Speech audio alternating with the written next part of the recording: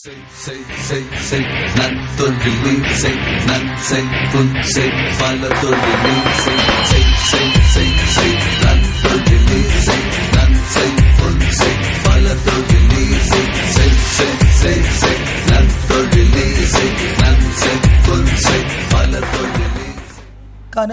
மெய்ப்பட வேண்டும், கனவு மெய்ப்பட வேண்டும்.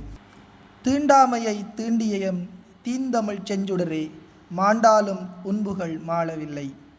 ஆண்டாண்டு போனாலும் உன் புகழ் போற்றுவோம் மண்தனில், பேனாவால் வாழும் முன் பேறு. தீண்டாமை தீண்டியம் தீந்தமிழ் செஞ்சுடரே, மாண்டாலும் உன்புகள் மாளவில்லை. ஆண்டாண்டு போனாலும் உன்புகள் போற்றுவோம் மண்தனில், பேனாவில் வாழும் முன் பேறு. மகாகவி சுப்பிரமணிய பாரதியாரின் 142வது பெருமங்கல நாளினை முன்னிட்டு பேத்தாளை பொது நூலகமும் பேத்தாளை பியூலானந்தர் கலை இலக்கிய மன்றமும் இணைந்து நடாத்தும் முண்டாசு கவிக்கு மகுடம் சிறப்பு நிகழ்வில் நாம் தற்பொழுது இணைந்திருக்கின்றோம். அந்த வகையில் நிகழ்வின் முதல் அங்கமாக இந்நிகழ்வில் கலந்து சிறப்பிக்கும் பிரதம அதிதியையும் இந்நிகழ்வின் சிறப்பம்சமான சொல்லாடு களத்திற்கு தலைமை வகிக்கும் தலைமையையும் உரையாளர்களையும் ஏனைய நிகழ்வு பங்காளர்களையும் வரவேற்று மகிழ்ந்தோம். அடுத்ததாக அரங்கை சிறப்பிக்கும் அடுத்த நிகழ்வுக்குள் நாம் செல்வோம். அந்த வகையில் விடுதலை கீதம் தற்போது இசைக்கப்படும். விடுதலை கீதத்தை இசைப்பதற்காக பிரணவாலயா கலாமித்திர மாணவர்களை அன்போடு அழைத்து மகிழ்கின்றோம். மனதிலுறுதி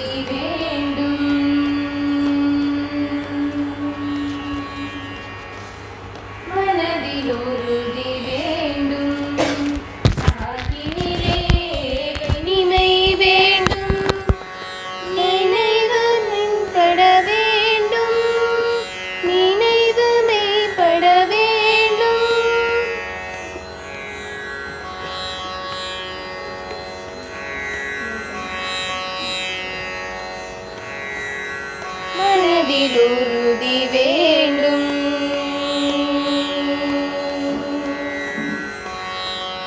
மனதிலுறுதி வேண்டும். வாக்கினிலே இனிமை வேண்டும், நினைவு நல்லது வேண்டும். நெருங்கின பொருள் கைப்பட வேண்டும், மனதிலுறுதி வேண்டும்.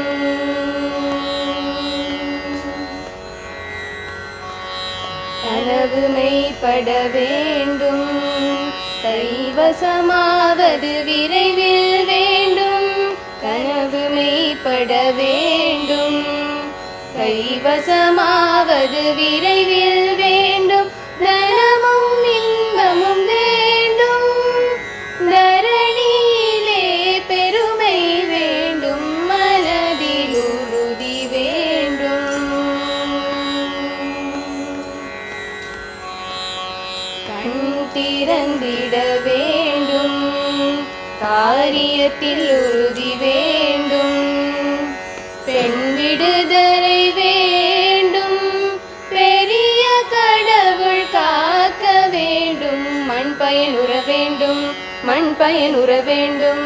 வானகம் இங்கு தென்பட வேண்டும், நின்றிட வேண்டும். ஓம் ஓம் ஓம் ஓம்.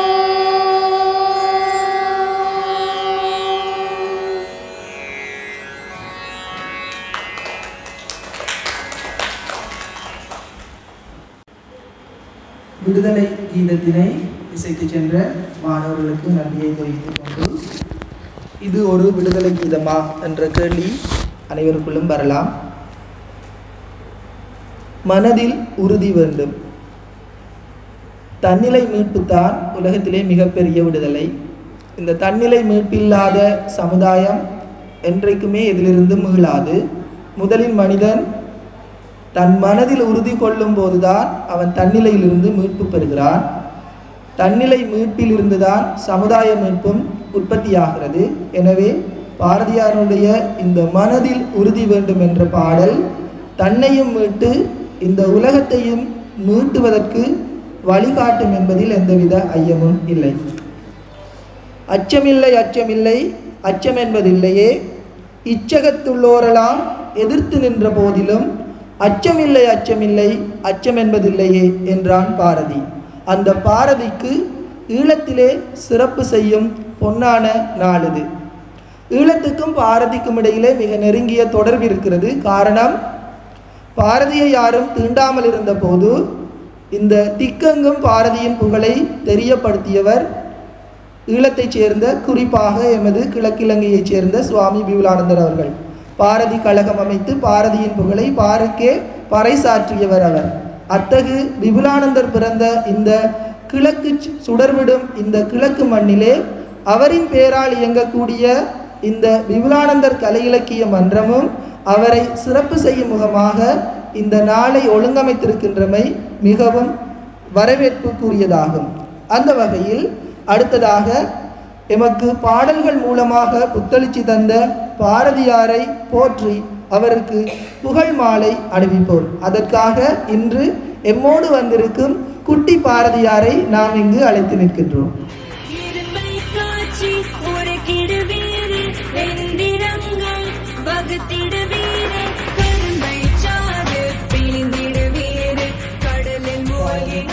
புகழ் மாலை சூட்டி பாரதியை சிறப்பு செய்ததோடு அத்தருணம் எழுந்திருந்து பாரதிக்கு மரியாதை செலுத்திய அனைவருக்கும் நன்றியை தெரிவித்துக் கொண்டு அரங்கை சிறப்பிக்கும் மற்ற நிகழ்வாக தமிழ் தாய் வாழ்த்து தற்பொழுது இங்கு நீராறும் கடலுடுத்த நிலமடந்தை கெழிலொழுகும் சீராறும் மதனமென நிகழ்வரத கண்டனிதில் எக்கணமும் அதில் சிறந்த திராவிடனல் திருநாடும் தக்க சிறு பிறை முதலும் தரித்தனரும் திலகமுமே. வாழ்க தமிழ்மொழி, வாழ்க நிரந்தரம் என நிரந்தரமாக தமிழ்மொழியை போற்றக்கூடிய தமிழ்மொழி வாழ்த்தை எமக்கு தந்த பாரதிக்கு சிறப்பு செய்யும் நன்னாள் இது. அந்த வகையில் அரங்கை அடுத்ததாக சிறப்பிக்க இருப்பது வரவேற்பு நடனம். இந்த வரவேற்பு நடனத்தை நிகழ்த்துவதற்காக பிரணவாலய கலாமித்திர மாணவர்களை அழைத்து நிற்கின்றோம்.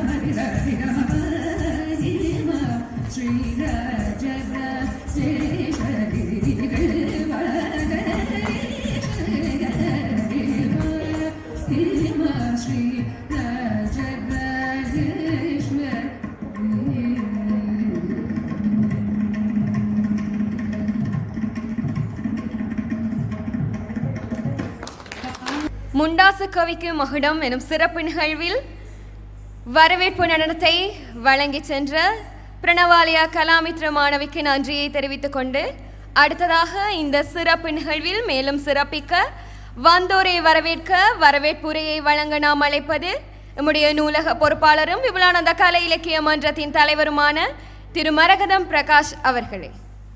மகாகவி பாரதியாரின் 142வது ஜனன தினத்தை முன்னிட்டு பேத்தாளை விபுலானந்தர் கலை இலக்கிய மன்றமும் பேத்தாளை பொது நூலகமும் இணைந்து நடத்துகின்ற இந்த சிறப்பு நிகழ்வில் வருகை தந்திருக்கின்ற அனைவரையும் முதலில் வரவேற்றுக் கொண்டு குறிப்பாக இன்றைய எங்களது நிகழ்வுக்கு பிரதம அதிதியாக கலந்து கொண்டிருக்கின்ற கோர்லிப்பேட்டை பிரதேச செயலகத்தினுடைய கலாசார அபிவிருத்தி உத்தியோகத்தர் திருமதி ரதிதேவி ஜஸ்டின் போல் அவர்களையும் இன்றைய நிகழ்வின் சிறப்பு அம்சமாக இடம்பெற இருக்கின்ற சொல்லாடு களம் நிகழ்வின் தலைமையாக வருகை தந்திருக்கின்ற எங்களது அன்பிற்குரிய ஆசிரியை திருமதி பாரதி ஷாஜகான் அம்மணி அவர்களையும் மற்றும் இன்றைய நிகழ்வினை வளமை போன்று மெருகூட்டுவதற்காக எங்களுக்கு நடன ஆற்றுகைகளை தந்திருக்கின்ற பிரணவா கலாமன்றத்தினுடைய ஆசிரியை மற்றும் அவர்களுடைய மாணவ மாணவிகளுக்கும் அவளையும் வரவேற்றுக்கொண்டு எங்களது இந்த கலைமன்றம் ஆரம்பிக்கப்பட்ட நாளிலிருந்து பல வெற்றிகளை ஈட்டி எங்களது கலைமன்றத்துக்குரிய பெறுமதியை கூட்டிக் கொண்டிருக்கின்ற எங்களது கலைமன்ற உறுப்பினர்கள் மற்றும் கலைமன்றத்தினுடைய நிர்வாக சபை உறுப்பினர், செயலாளர் மற்றும் பொருளாளர் அனைவரையும் இந்த நிகழ்வுக்கு வரவேற்றுக் கொள்கின்றேன். அத்தோடு இன்றைய சொல்லாடு களத்தில் உரையாளர்களாக பேச்சாளர்களாக தங்களது திறமைகளை காட்ட இருக்கின்ற உரையாளர்களையும் இந்த நிகழ்வுக்கு வரவேற்று இன்றைய நிகழ்வில் பார்வையாளர்களாக கலந்து கொண்டிருக்கின்ற அனைவரையும் வரவேற்று நிகழ்வினை ஆரம்பிக்கின்றோம். குறிப்பாக எங்களது இந்த விபுலானந்தர் கலை இலக்கிய மன்றமானது கடந்த 2 வருடங்களுக்கு முதல் ஆரம்பிக்கப்பட்டு எங்களது பொது நூலகத்துடன் இணைந்து பல செயற்றிட்டங்களை செய்து வந்திருக்கின்றது. அந்த வகையில் கடந்த காலங்களில் இடம்பெற்ற போட்டி நிகழ்வுகளிலும் பங்கு பெற்றி எங்களுக்கான பரிசு தொகைகளையும் எங்களது கலாமன்றத்தின் வளர்ச்சிக்காக ஈட்டி தந்து கொண்டிருக்கின்ற எங்களது உறுப்பினர்களுக்கு இந்த இடத்திலே நன்றியை தெரிவித்து இந்த நிகழ்வு இன்னும் சிறப்பாக நடைபெற வேண்டும். அது மாத்திரமல்ல, இந்த விபுலானந்தர் பெயரினை தாங்கி இருக்கின்ற இந்த கலாமன்றம் இன்னும் பெரும் வெற்றிகளை ஈட்டி இந்த பிரதேசத்துக்கு பெருமையினை ஈட்டி தரும் என்ற நம்பிக்கையுடன் உங்களிடமிருந்து விடைபெறுகின்றேன்.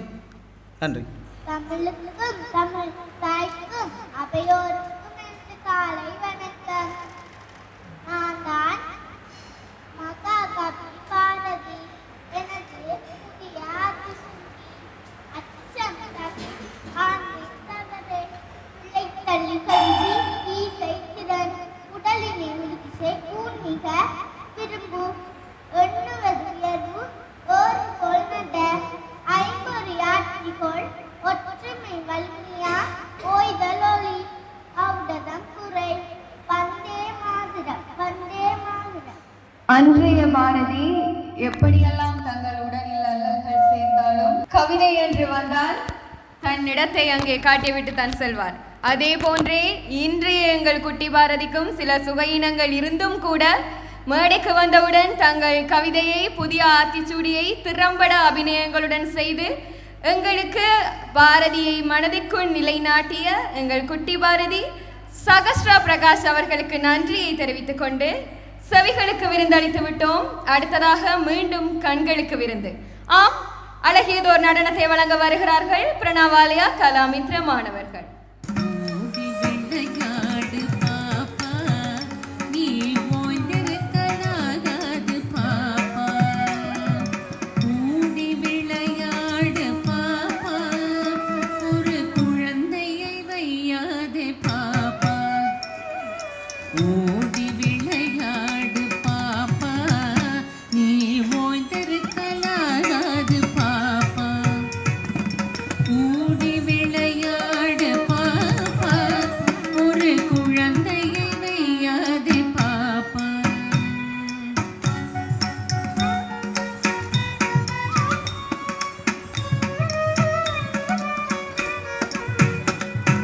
சின்னஞ்சிறு குருவி போலே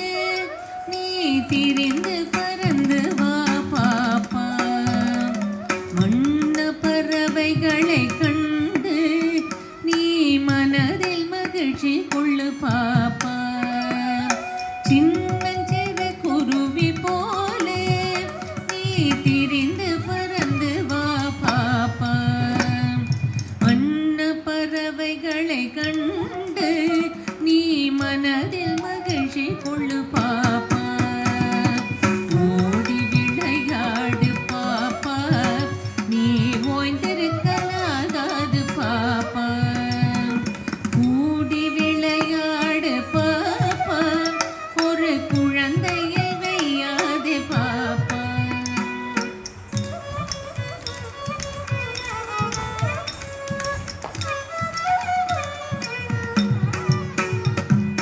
காலை எழுந்தவுடன் படிப்பு, பின்பு கனிவு கொடுக்கும் நல்ல பாட்டு. மாலை முழுதும் விளையாட்டு. சடுகுடு சடுகுடு சடுகுடு சடுகுடு சடுகுடு சடுகுடு சடுகுடு சடுகுடு சடுகுடு சடுகுடு சடுகுடு சடுகுடு சடுகுடு சடுகுடு என்று வழக்கப்படுத்தி கொள்ளு பாப்பா. காலை எழுந்தவுடன் படிப்பு, பின்பு கனிவு கொடுக்கும் நல்ல பாட்டு. மாலை முழுதும் விளையாட்டு என்று வழக்கப்படுத்தி கொள்ளு பாப்பா. ஓடி விளையாடு பாப்பா, நீ ஓய்ந்திருக்கலாகாது பாப்பா. கூடி விளையாடு பாப்பா, ஒரு குழந்தையை வையாதே பாப்பா.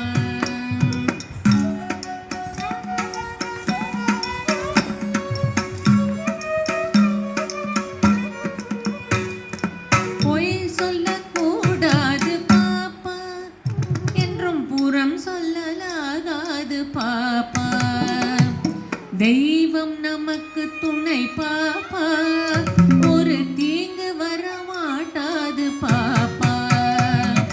பொய் சொல்லக்கூடாது பாப்பா, என்றும் புறம் சொல்லலாகாது பாப்பா. தெய்வம் நமக்கு துணை பாப்பா, ஒரு தீங்கு வரமாட்டாது பாப்பா. ஓடி விளையாடு பாப்பா, நீ ஓய்ந்திருக்கலாகாது பாப்பா. கூடி விளையாடு பாப்பா, ஒரு குழந்தையை வையாதே பாப்பா. ஒரு குழந்தையை வையாதே பாப்பா. ஒரு குழந்தையை வையாதே பாப்பா.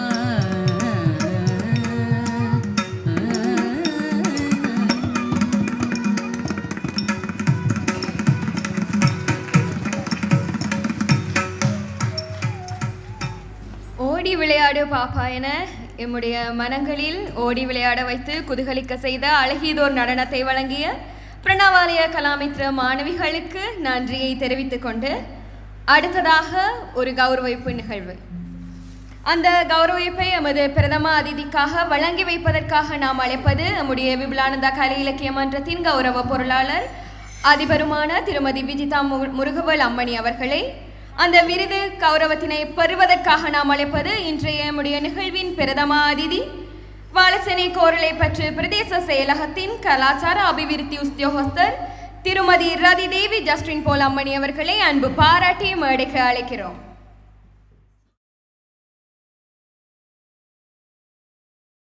நன்றி. அடுத்ததாக ஒரு கவிதையை வழங்க வருகிறார் நம்முடைய விபுலானந்தா கலை இலக்கிய மன்றத்தின் கௌரவ செயலாளர் மற்றும் இலக்கிய ஆர்வலர் கவிஞர் நம்முடைய சகோதரன் திரு சர்மிதன் அண்ணா அவர்களை அன்பு பாராட்டி அழைக்கிறோம். பாரதியின் புகழ் காண கேட்க வந்திருக்கும் அத்தனை தமிழ் அன்பர்களுக்கும் இந்தமிழ் வணக்கத்தை கூறியவனாய். பாரின் தீ பாரதி, பாரின் தீ பாரதி. முண்டாசு கவியே உன்னை ஏத்தும் புவியே, எட்டயபுரத்தின் எழுச்சி கனலே, எட்டாத புகழில்லை உன் தமிழ். எட்டயபுரத்தின் எழுச்சி கனலே, எட்டாத புகழில்லை உன் தமிழ். கவிக்கு மட்டுமல்ல கவின் தமிழுக்கும் புதுப்பொலிவு தந்தவன் நீதான். கவிக்கு மட்டுமல்ல கவின் தமிழுக்கும் புதுப்பொலிவு தந்தவன் நீதான். தமிழின் சரக்கிற்கு உன் முறுக்கு மீசையே முகவரி. தமிழின் சரக்கிற்கு உன் முறுக்கு மீசையே முகவரி. அதனாலே தமிழரும் பெற்றனர் முகவரி. அதனாலே தமிழரும் பெற்றனர் முகவரி. 6 அடி எழுதுகோலே உன் தமிழிற்குள் அகப்படாததும் உண்டோ? 6 அடி எழுதுகோலே உன் தமிழிற்குள் அகப்படாததும் உண்டோ? காதலை பாடினாய், காற்றை பாடினாய், காவையும் பாடினாய், மலையை பாடினாய், மனிதரை பாடினாய், கடையவரும் ஈடேற வழியை பாடினாய். பாட்டுக்கொரு புலவனே, மாதர் குலத்தின் வழி விளக்கே. பாப்பா பாட்டும் பாஞ்சாலி சபதமும் பாருக்கு நீர் தந்த ஏரையா. பாப்பா பாட்டும் பாஞ்சாலி சபதமும் பாருக்கு நீர் தந்த ஏரையா. வீரக்கவியே சக்திதாசனே, சாதிகள் சரியும் உன் கவியில். வீரக்கவியே சக்திதாசனே, சாதிகள் சரியும் உன் கவியில், சாத்திரமெறியும் உன் கவியில். ஆண்டாண்டு வந்த வழக்கங்கள் அடியோடு சரிந்து மாள, பாவாண்டு பாடு தந்த புலவா, பாட்டுக்கு நீ பெரும் முதல்வா. பாவாண்டு பாடு தந்த புதல்வா, பாட்டுக்கு நீ பெரும் முதல்வா. பார்விட்டு போனாலும் பற்றி கொண்டேதான் இருக்கிறாய். பார்விட்டு போனாலும் பற்றி கொண்டேதான் இருக்கிறாய் பற்பலவாய். நீ ஏர்விழியாலே, நீ ஏர்விழியாலே பற்ற வைத்து கொண்டுதான் இருக்கின்றாய் பற்பல தீக்குச்சிகளை, அக்கினி குஞ்சுகளை. சுபம். பாரதியில் உள்ள தீயை தம் எழுத்துக்களில் வைத்து நற்கவியை வழங்கிய விபுலானந்தா கலை இலக்கியம் என்ற செயலர் அவர்களுக்கு நன்றியை தெரிவித்துக் கொண்டு அடுத்ததாக இன்றைய சிறப்பு நிகழ்வின் சிறப்பம்சத்திற்குள் நுழைவோம். ஆம், அடுத்த நிகழ்வு சொல்லாடுகளம். அந்த வகையில் அரங்கை நம்முடைய செயலரிடம் ஒப்படைக்கிறேன். சொல்லாலே செம்மை செய்த பாரதிக்கு இங்கோர் சொல்லாடுகளம். ஜெயப்பேரிகை கொட்டடா கொட்டடா, ஜெயப்பேரிகை கொட்டடா. பாரதியின் பெயரால் இங்கு நிகழும் சொல்லாடல் களமும் அதில் உரையாடப்படும் விடயங்களும் பாரதியின் பெயர்களையும் ஜெயப்பேரியை கொட்டுவதாக. அந்த வகையில் இன்றைய சிறப்பு நிகழ்வான சொல்லாடுகள தலைமையை அரங்கிற்கு அழைக்கும் இனிய தருணம் இது. கடவுளின் ஆசையோ நற்செயலோ தெரியவில்லை. பாரதிக்கு சிறப்பு செய்ய எங்களூர் இன்னும் ஓர் பாரதி, சிரேஷ்ட பாரதி திருமதி பாரதி ஷாஜகான் அம்மணி அவர்களை அன்போடு மகிழ்வோடு அவைக்கு வரவேற்று மகிழ்கின்றோம். காடு மணக்கும் கற்பூர சொற்கோ நீடு துயில் நீக்க பாடி வந்த நிலா என்று பாரதிதாசனால் சிலாகிக்கப்பட்ட முண்டாசு கவிக்கு இன்று மகுடம் சூட்டு விழா. மானிடரே, நீவீர் எம் மதத்தை கைக்கொள்மீர். பாடுபடல் வேண்டா, ஊன் உடலை வருத்தாதீர். உணவு இயற்கை கொடுக்கும். உங்களுக்கு தொழில் இங்கே அன்பு செய்தல் கண்டீர் என்று அன்பாய் முழக்கமிட்ட நம் முப்பாட்டன் பாரதிக்கு பொது மங்கள விழா எடுத்திருக்கின்ற இவ்வேளையிலே இவ்விழாவின் சிறப்பம்சமான சொல்லாடு களத்தில் பாரதியால் உங்களை சந்திப்பதில் பெருமகிழ்ச்சி. அனைவருக்கும் அன்பு கலந்த வணக்கம். இது பட்டிமன்றமோ விவாதமோ அல்ல. சொற்களை கலையாக்கி தாம் கண்டவற்றை முன் கொண்டு வந்து படைக்க உள்ளனர் எம் இளவல்கள். அந்த வகையில் நேரடியாக நாம் நிகழ்ச்சிக்கு செல்லலாம் என நினைக்கின்றேன். பாரதி பெருங்கடல்.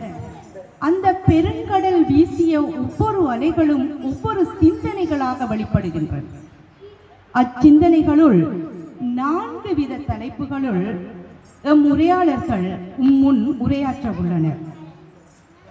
அந்த வகையில் பெண்ணுரிமை வீச்சு, தாய்மொழி பக்தி, நாட்டுப்பற்று, சமுதாய சிந்தனை, இந்நானாவித சிந்தனைகளும் பாரதியின் எழுத்துக்களுள் மிதந்து செல்பவை, எம்மை தாளாட்டி தழுவியவை. தமிழால் பாரதி தகவு பெற்றதும் பாரதியால் நம் தமிழ் தகவு பெற்றதும் யாம் அறிந்தது.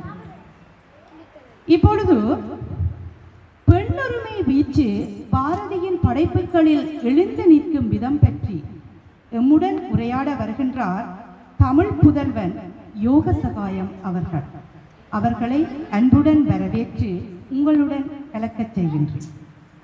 அதே போன்று பாரதியின் படைப்புகளில் மேலாதிக்கம் செலுத்துபவை தாய்மொழி பக்தி என்று உரையாட வருகின்றார் தமிழூரால் அனுஸ்திகா. சகோதரியை அன்புடன் வரவேற்று இவ்விடம் அமரச் செய்கின்றேன். பெண்ணுரிமை, தாய்மொழி இவற்றை விட பாரதிக்கு மிகுந்தது நாட்டுப்பற்றே என்று உங்கள் முன் கூற வருகின்றார் எம் பிள்ளை கவி பிரசாந்த் அவர்கள். சகோதரரை அன்புடன் வரவேற்று அமரச் செய்கின்றேன். இவை மூன்றும் தவிர்த்து அவனுக்கு மேலாக இருந்ததெல்லாம் சமுதாய சிந்தனையே என்ற எண்ண ஓட்டத்தை உங்களுடன் பகிர்ந்து கொள்ள தமிழ் மகள் அனு சதுர்த்திகா சகோதரியை இவ்விடம் அன்புடன் அழைத்து அமரச் செய்கின்றேன்.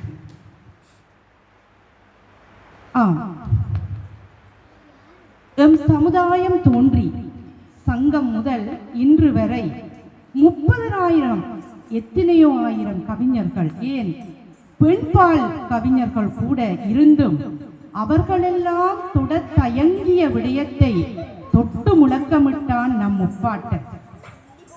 தன் கவிதைகளில் பெண் உரிமைக்கு மிகவும் மிக மிக முக்கியம் கொடுத்தவன் அவன். அந்த வகையில் பாரதியின் எழுத்துக்களில் எழுந்து நின்ற பெண்ணுரிமை பற்றி தமிழ் புதல்வன் யோக சகாயம் அவர்களை உங்களுடன் உரையாடுமாறு அன்புடன் அழைக்கின்றேன். அகத்தியனும் கண்ட தமிழ், காப்பியனும் ஆய்ந்த தமிழ், நல்லூரால் நவின்ற தமிழ், நல்வள்ளியாம் அவ்வை தமிழ், உலகத்து பொதுமையாய் ஒப்பின்றி உயர்ந்த தமிழ், 5 பெரும் காப்பியங்கள் அவனுக்கே ஈந்த தமிழ், பாரதியுடன் கம்பன் வந்து கவிதையிலே உயர்ந்த தமிழ், இன்னும் பல பெருமையுண்டு ஏற்றமிழை நரவு என்று மாந்துகின்ற மாக்களிலே நானும் ஒரு குருவி என்று வாழ்த்துகின்றேன் என் தமிழை, வணங்குகின்றேன் தலை சாய்த்து. பாரதியின் மகளே, தமிழ் பாட்டில் கனிந்தவளே, தகவமைப்பில் தனித்ததென்று மன்னம்புட்டியில் தவழ்ந்து தமிழை உறவெனக் கொண்டு மாயோனின் மலையென்றும் அருங்கவிகள் கூறும் பெண் கவியாம் ஆசிரியர் இவர். அருந்தமிழின் செம்மலென மணிமகுடம் பெற்றிட்டார். பாரதி ஷாஜகான் அம்மணியாக எங்கள் மத்தியிலே வந்து கவித்தலைமை ஏற்கும் கவித்தலைமைக்கு அடுத்த வணக்கத்தை தெரிவித்துக் கொள்கின்றேன். 42வது பெருமங்கள நாள் சிறப்பு நிகழ்வின் பேத்தாளை நூலக அவனிதனிலே புலவோரும் கவிதை தந்து பூரிப்பார் தமிழை எண்ணி களவியலும் கற்பியலும் புறவியலும் அழகியலாய் கவிதை தன்னில் அலங்கரிக்கும் கவிஞர் குலாம் உளம் நிறைந்தே வணங்குகிறேன் உயர்ந்த தமிழ் அவையினை. தாய்மொழி பக்தியால் மகுடவரும் தமிழூராளுக்கும், நாட்டு பற்று என மகுடவரும் பிள்ளை கவிக்கும், சமுதாய சிந்தனையே என மகுடமிடவரும் தமிழ் மகளுக்கும் வணக்கம். முண்டாசு கவிக்கு மகுடம் அளிப்போமா? பெண்ணுரிமை வீச்சாளனே நீர் வாழ்க என என் உள்ளத்திலே கொள்கை கொள்ளும் பாரதியே, தமிழ் புதல்வனாக நான் உனக்கு மகுடமிட வந்துள்ளேன். பெண்ணுக்குள் ஞானத்தை வைத்தான் பூவி பேணி வளர்த்திடுமீசன், மண்ணுக்குள்ளே சில மூடர் நல்ல மாதர் அறிவை கெடுத்தார், கண்களிரண்டினில் ஒன்றை குத்தி காட்சி கெடுத்திடலாமோ, பெண்கள் அறிவை வளர்த்தால் வையம் பெருமையற்றிடும் பாரீர், பெண்கள் அறிவை வளர்த்தால் வையம் பெருமையற்றிடும் பாரீர். பாரதியின் எழுத்துக்களிலே சிறந்து நிற்பது பெண்ணுரிமை வீச்சே என நான் கூற வந்திருக்கின்றேன். ஆணும் பெண்ணும் சமூகத்தில் இரு பக்கங்களாக இருந்த போதிலும் ஆரம்பத்திலேயே பெண்களின் நிலை ஆண்களுக்கு கீழாகவே இருந்தது. அதை யாரும் மறுத்துவிடவே முடியாது. கிறிஸ்துவுக்கு பின் 18ஆம் 19ஆம் நூற்றாண்டுகளிலே ஆங்கிலேயரின் மேலாதிக்கத்தால் சமூக திருத்த சிந்தனையாளர்கள் பலர் குறிப்பிடத்தக்கவர்கள். அவர்கள் இந்த பெண்களின் நிலைக்காக குரல்களை கொடுத்திருப்பினும் அவர்கள் வெளியிலே வெளிக்கொணரப்படவில்லை. பெண்கள் தங்களுக்கான கொள்கைகளிலே முடங்கி கிடந்தார்கள். நாங்கள் வெளி உலகத்திற்கு தகுதியற்றவர்கள் எனும் கொள்கை ஒன்று. இந்த சிந்தனையோடு வாழ்ந்த பெண் சமூகத்தின் மத்தியிலே ஒரு எழுச்சியாளனாக எழுந்து புறப்படுத்தவர் எங்கள் பாரதியார் என்பதில் எந்தவிதமான ஐயப்பாடும் இல்லை. பாரதி என்றாலே எங்கள் எல்லோரின் மனதிலும் வந்து நுழைவது பெண்ணுரிமைதான். பெண்களை பற்றி மிக உயர்ந்த சிந்தனையாளராகவும் பெண்களை போற்றுகின்றவராகவும் மதிக்கின்றவராகவும் பாரதியார் தனது கவி வடிவமைப்புகள் மூலம் தனது பக்தியினை வெளிப்படுத்தி இருப்பதை நாங்கள் அவருடைய கவி நூல்களிலே கண்டுகொள்ளக்கூடியதாக இருக்கின்றது. பெண்கள் அடுப்பங்கரையிலே அடுப்பு ஊதுவதற்காக பிறந்தவர்கள் என்கின்ற ஒரு சிந்தனை இருந்தது. போயிலை விரிஞ்சா போச்சு, பொம்பள சிரிச்சா போச்சு, பெட்டகத்தினா நட்டம் என்று முன்னைய சமுதாயம் பெண்களை அடிநிலையிலே வைத்திருந்தார்கள். அதை உண்மையாகவே நாங்கள் மறுத்துவிடவே முடியாது. ஆனால் இந்த பெண்களுக்கு ஆணித்தரமாக குரல் கொடுக்க பிறந்த ஆண்மகன் தான் இந்த பாரதியார். அன்று பாரதியார் எங்கள் மத்தியிலே பிறக்கவில்லை என்றால் இன்று தமிழூராளோ மற்றது தமிழ் மகளோ எங்களுடைய தலைமை பாரதி அம்மாவோ இந்த இடத்திலே பெரும்பாலும் இருந்துவிட முடியாது என்று நான் எண்ணுகின்றேன். அன்று பாரதியார் எங்கள் எல்லோருக்காகவும் குரல் கொடுத்ததனால் இன்று இவர்கள் ஆசனம் ஏறி இருக்கிறார்கள். இன்று எங்களுடைய சமூகத்தை நாங்கள் பார்க்கின்ற பொழுது பாரதியின் குரலாக எழுந்த பெண்களே அதிகமாக காணப்படுகின்றார்கள். உண்மையிலே பார்க்கின்ற பொழுது ஆண்களை விட பெண்கள் புத்தி சாதுரியமானவர்கள். அதுதான் தான் குடும்ப பொறுப்புகளை பெண்களிடம் ஒப்படைத்து விடுகின்றார்கள். ஒரு பணத்தை ஒரு ஆணிடம் கொடுத்து செலவழிப்பதற்கும் ஒரு பெண்ணிடம் கொடுத்து செலவழிப்பதற்கும் வித்தியாசம் இருக்கின்றது. பெண் என்பவள் பக்குவமானவள். ஆனால் அவள் தனக்குள்ளே ஒரு கோட்டை கட்டி கொண்டால் ஒரு மனப்பயம். சமூகத்திலே நான் எழுந்து பிரகாசிக்க வெளிக்கிட்டால் எனக்கு பல்வேறு பிரச்சனைகள் தோன்றும். அதை உடைத்தறிப்பதற்காக எங்களுடைய முண்டாசு கவிஞர் புறப்பட்டார். அவரது பாதையிலே எந்த விதமான கோணலும் இருக்கவில்லை, நேரான பாதையாக அது இருந்தது.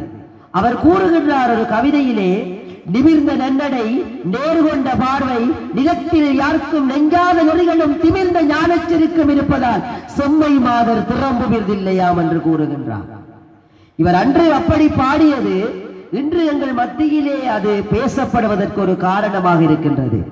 எங்களுடைய அவையை பார்க்கின்ற பொழுது அதிகமான அளவு பெண்கள் வீட்டிருக்கின்றார்கள். இப்படிப்பட்ட ஒரு கும்பலை உருவாக்கியவர் தான் எங்களுடைய பாரதியார்.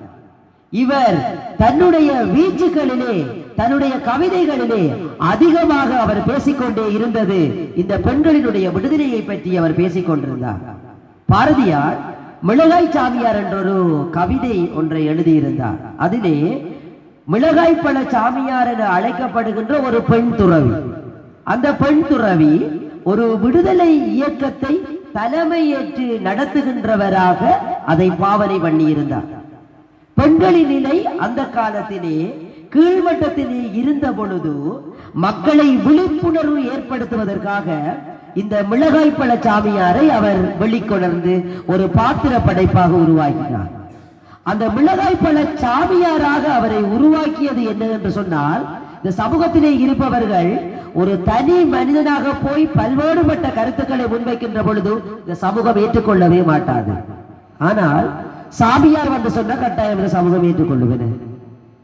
அதற்காக பாரதியார் அந்த பெண்ணை மிளகாய் பழ சாமியாராக உருவகித்து சமூக கருத்துக்களை சமூகத்திலே புகட்டினார். அது மட்டுமா, பெண் விடுதலை என்ற ஒரு கட்டுரையிலே பிற நாட்டு பெண்களை பார்க்கின்ற பொழுது அவர்களுக்கு வாக்குரிமை கிடைத்தது, அவர்கள் முன்னேறுவதற்கான வழிமுறைகள் இருந்தது. ஆனால் எங்களுடைய சமூகத்திலே இருக்கின்ற பெண்களுக்கு அவை இருக்கவில்லை. அதை வெளிக்கொணரும் முகமாக பெண் விடுதலை எனும் கட்டுரையை அவர் தொகுத்திருந்தார். மாதர்களின் சுதந்திரம் என்கின்ற தலைப்பிலே பெண்களுக்கு சுதந்திரம் தரமாட்டார்களா என்ற ஏக்கத்தோடு அந்த கட்டுரையினை அவர் வடித்திருந்தார். கோயில்களிலே சிலைகளை வடிக்க வேண்டும் என்று சொன்னால் சமத்துவம் மேலோங்க ஆண் பெண் இருபாலருக்கும் உரிய சிலைகள் படைக்கப்பட வேண்டும் என்று அவர் குறிப்பிட்டார். ஏனென்று சொன்னால் பெண்களுக்கு சுதந்திரம் தாராளமாக கிடைக்க வேண்டும், தாராளமாக பேணப்பட வேண்டும் என்பதற்காக அவர் சமூகத்திலே ஒரு சீர்கேட்டை கொண்டு வந்தார். பெண்களின் விடுதலை பற்றி பேசிய எங்கள் பாரதியார் பெண்களின் தொழில் சுதந்திரம் பற்றி பேசினார். தொழில் செய்வதும் அந்த காலத்திலே பிரச்சனையாக இருந்தது. தொழிலுக்கு செல்வது, தொழிலை முன்னெடுத்து நடத்துவது, தலைமை தாங்குவது போன்ற பல்வேறுபட்ட செயற்பாடுகளில் பெண்கள் பின்னிலையிலே இருந்தார்கள். பெண்களுக்கு சொத்துரிமை இல்லை. அவர் அன்று சொத்துரிமையை பற்றி பேசினார். இன்று எங்களுடைய நாட்டிலே அநேகமான பெண்கள் சொத்துரிமையோடு வாழுகின்றார்கள். அவர் அன்று சொத்துரிமையை பேசவில்லை என்று சொன்னால் இன்று பல பெண்களுக்கு சொத்துரிமை இல்லை. பெண் திருமணத்தை பற்றி பேசினார். கணவன் இழந்தால் மனைவி உடனே இறந்து விட வேண்டும். என்ன சம்பிரதாயம் இது? மறு திருமணத்தை பற்றியும் பாரதியார் பெண்களின் மத்தியிலே பேசியிருந்தார். மனவிலக்கு, சிறுவயது திருமணத்தை ஒழிக்க வேண்டும், அதனால் பெண்கள் அதிகமாக பாடுபடுகின்றார்கள், கஷ்டப்படுகின்றார்கள் என்று அவருடைய வீச்சுக்களாக பெண்களை சார்ந்தே இருந்தது. பெண்ணுரிமை வீச்சாகவே இருந்தது. பெண்கள் உண்மையாகவே மனக்கோட்டை கட்டியிருந்தார்கள், ஆண்களுக்கு கீழ்தான் நாங்கள் என்று. ஆனால் இதை உடைத்து ஆண்களின் மேலாகவும் பெண்கள் திகழ முடியும் என்று இன்று பல இடங்களிலே நிரூபித்துக் கொண்டிருக்கின்றார்கள். அன்னை தெரேசா அம்மையார், இவ்லிங் கார்னி, புளோரன்ஸ் நைட்டிங்கேல் இவர்கள் எல்லாம் பெண் இயல்பிலே முந்தி தள்ளப்பட்டு காணப்படுகின்றவர்கள். ஏன் எங்களுடைய தலைமை பாரதி ஷாஜகான் அம்மணி அவர்களையும் ஏன் கூற முடியாது? இன்று நாங்கள் பாரதியை பேசுகின்றோம், பாரதி பெற்றெடுத்த பிள்ளைகளாக இவர்களையும் ஏன் பேச முடியாது? மாண்புக்கு பேர் மாதர் குலம் என்று நானும் எங்கள் பாரதியை சார்ந்தவனாக ஒரு கவிதை வடித்தேன். கூட்டில் வாழும் புன்னிலத்தில் கூட்டு புணர்ச்சி கிடையாது, காட்டில் வாழும் விலங்கினத்தில் காணத்தகுமோ வன்புணர்ச்சி. கூட்டு புழுவாய் பெண்டிரையே குறைத்து என்றும் எண்ணாதீர், கேட்டுக்கொள்வீர் மானிடரே கேலி இனியும் செய்யாதீர். அடிப்பை ஊதும் பெண்களுக்கு அறவே வேண்டாம் பெண் கல்வி, எடுத்து கூறிய பெரியோர்கள் எங்கோ மறைந்து போனாரே. கடுப்பை என்றும் காட்டாது கருணை கொள்வோம் அவரிடத்தில், துடுப்பை தேடும் படகாக துணையாய் வேண்டும் பெண்குலமே. பெண்ணுரிமை வீச்சே எங்கள் பாரதியின் சிறந்த சிறப்பு வாய்ந்த கவிதைகளையும் பெண்களின் உரிமை குரலாகவும் பாரதியார் ஒழித்தார் என்று உங்கள் மக்கள் உங்கள் மத்தியிலே தலைவணங்கி அன்போடு விடைபெறுகின்றேன். நான் தமிழ் புதல்வன் இயேசு சகாரி. உண்பதுவும் உறங்குவதும் ஊர்க்கதைகள் பேசுவதும் பெண்கள் தொழிலாம் என்று பல புலவர்கள் இசைத்துக் கொண்டிருந்த காலத்திலே நிமிர்ந்த நன்னடையும் நேர்கொண்ட பார்வையும் பெண்ணென எழுந்து வர தேவையானவை வேறொன்றும் இல்லை என்று சூளுரைத்தான் நம் முண்டாசு கவி. திறமையால் இங்கு மேனிலை சேர்வோம், தீய பண்டை இகழ்ச்சிகள் தேய்ப்போம் என்று அவன் பெண்களை அழைத்தான். பெண்கள் படிக்காத அந்த காலத்தில், பாரதியின் காலம் அது, பெண்களை வீட்டுக்குள்ளே பூட்டி வைக்கும் ஒரு பொருளாக பாவித்த அந்த காலத்திலே, பெண்கள் படிக்காத அந்த காலத்திலே பெண்கள் படித்தறிய வேண்டும் என்பதற்காகவே சக்கரவர்த்தினி என்ற ஒரு இதழை, ஒரு பத்திரிகையை பாரதி தொடங்கியிருந்தார். பாருங்கள், படிக்காத பெண்களுக்காக பத்திரிகை ஆரம்பித்தான் பாரதி. எப்பேற்பட்ட பெண்ணியல் சிந்தனை கொண்டவனாக இருந்திருக்க வேண்டும். பாரதி இவ்வாறு செயற்படுவதற்கு பாரதியை சுற்றி இருந்த பெண்களும் காரணம். செல்லம்மா அவனது படைப்புகளில் எல்லாம் ஆதிக்கம் செலுத்தி இருந்தாள். அவளது கண்ணம்மாவா. அவளுக்கு இருந்த பக்குவம் பாரதி பெற்ற பாக்கியம் என்றேதான் சொல்ல வேண்டும். பாரதியின் கிறுக்குத்தனங்கள் ஏராளம், நாம் அறிந்திருக்கின்றோம். அத்தனையும் பொறுத்து அவனை எமக்கு அளித்த பக்குவம் செல்லம்மாவால் மட்டும்தான் முடிந்தது. வேறொரு பெண்ணால் அது சாத்தியமில்லை. அந்த செல்லம்மாவை கொண்டிருந்ததாலோ என்னவோ. அதேபோல் பாருங்கள், பாரதியின் தந்தையின் தாயார் பாகிரதி அம்மையார், சின்னசாமி அம்மையார், அவர் சின்னசாமி ஐயருடைய தாயார். ஒரு காலகட்டத்தில் பாரதியாருக்கு 15 வயது இருக்கும். சின்னசாமி ஐயர் காலமாகிவிட்டார். அவரது மரணக்கிரியைகளை செய்வதற்கும் பாரதியாரின் மேற்படிப்புக்கும் பாரதியாரின் ஒன்றுவிட்ட சகோதரரின் மேற்படிப்புக்காகவும் தனக்கு சீதனமாக கிடைத்த காணி நிலத்தை 200 பாரதியாரின் காலங்களில் 200 ரூபாய் என்றால் மிகப்பெரிய பணம், அது ஒரு தொகை. அவ்வளவு ரூபாய்களுக்கு அதை விற்று மரண காரியங்களையும் செய்ததோடு மட்டுமல்லாமல் அதை சரிசமமாக பாரதியின் கல்விக்கும் பாரதியாரின் ஒன்றுவிட்ட சகோதரருக்கும் பகிர்ந்தளித்திருந்தார் அந்த அம்மையார். யோசித்து பாருங்கள், கல்விக்கும் அவர் அந்த காலத்தில் அவ்வளவு பெரிய பணத்தை ஒதுக்கி இருக்கிறார் என்றால் அது ஒரு பெண் நினைத்து முன்னேற்றி இருக்கிறார். பாரதியின் முன்னேற்றத்தில் பங்கு கொண்ட அந்த பெண்களுடன் பழகிய சகவாசம் அவனது எழுத்துக்களில் அவ்வளவு வீரத்துடன் அது காணப்படுவதற்கு காரணமாயும் இருந்திருக்கலாம். எது எவ்வாறெனினும் பாரதியின் படைப்புகளில் தாய்மொழி பக்தியை அதிகமாக காண்பதாக எமது தமிழரால் அனுசிகா அவர்கள் காரணங்களை முன்வைக்க காத்திருக்கின்றார். தற்பொழுது அவரை நான் அன்புடன் வரவேற்கின்றேன். ஆதியிலே அழகூறிய வளரிளம் மொழியே, பாரதி எனும் ஆபரணத்தால் மேலும் அழகான மேன்மை திகழ் தமிழே, என் தமிழ் வணக்கம்.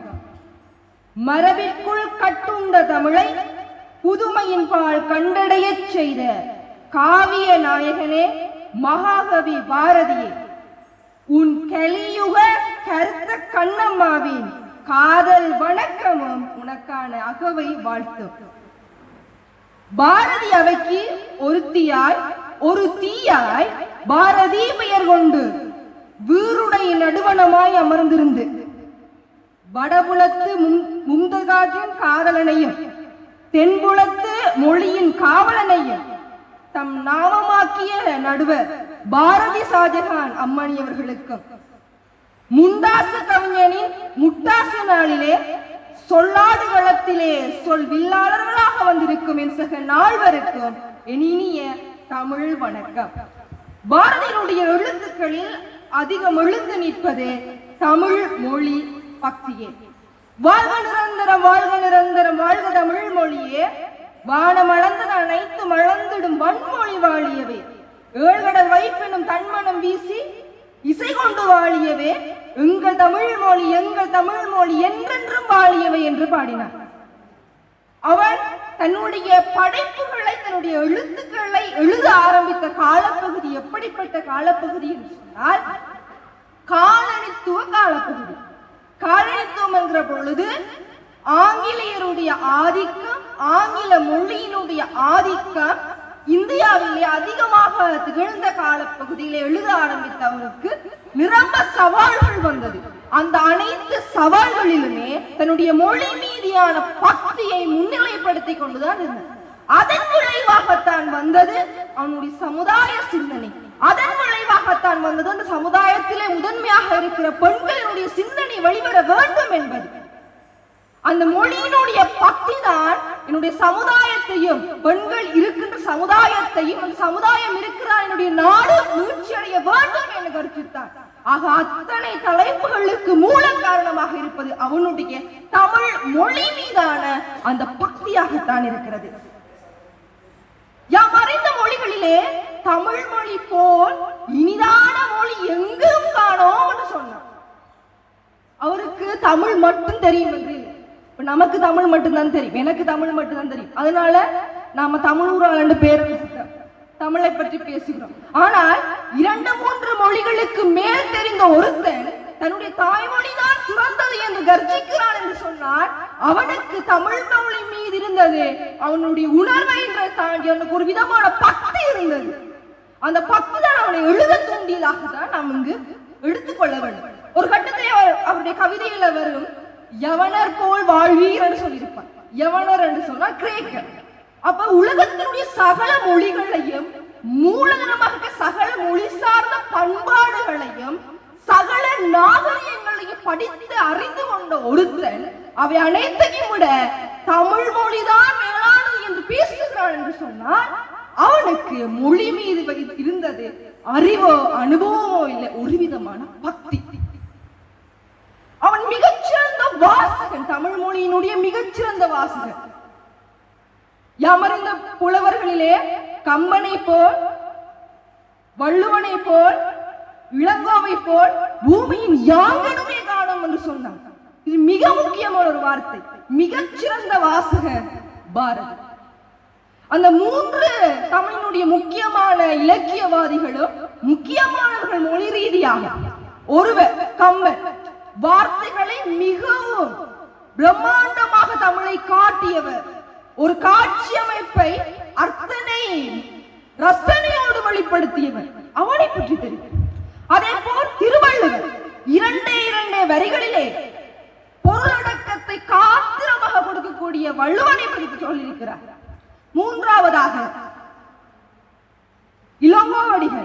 இளங்கோவடிகள் யார் என்று சொன்னால் பொதுமக்களினுடைய காப்பியத்தை படைத்தவர். ஆக இந்த 3 பேரையும் முன்னிறுத்தி தன்னுடைய இலக்கிய அனுபவங்களின் பால் அவர்களை தரவரிசைப்படுத்துகிறார் என்று சொன்னால் அத்தனை அறிவு இருந்திருக்கிறது இந்த தமிழ் மொழி மீதான படைப்புகளில்.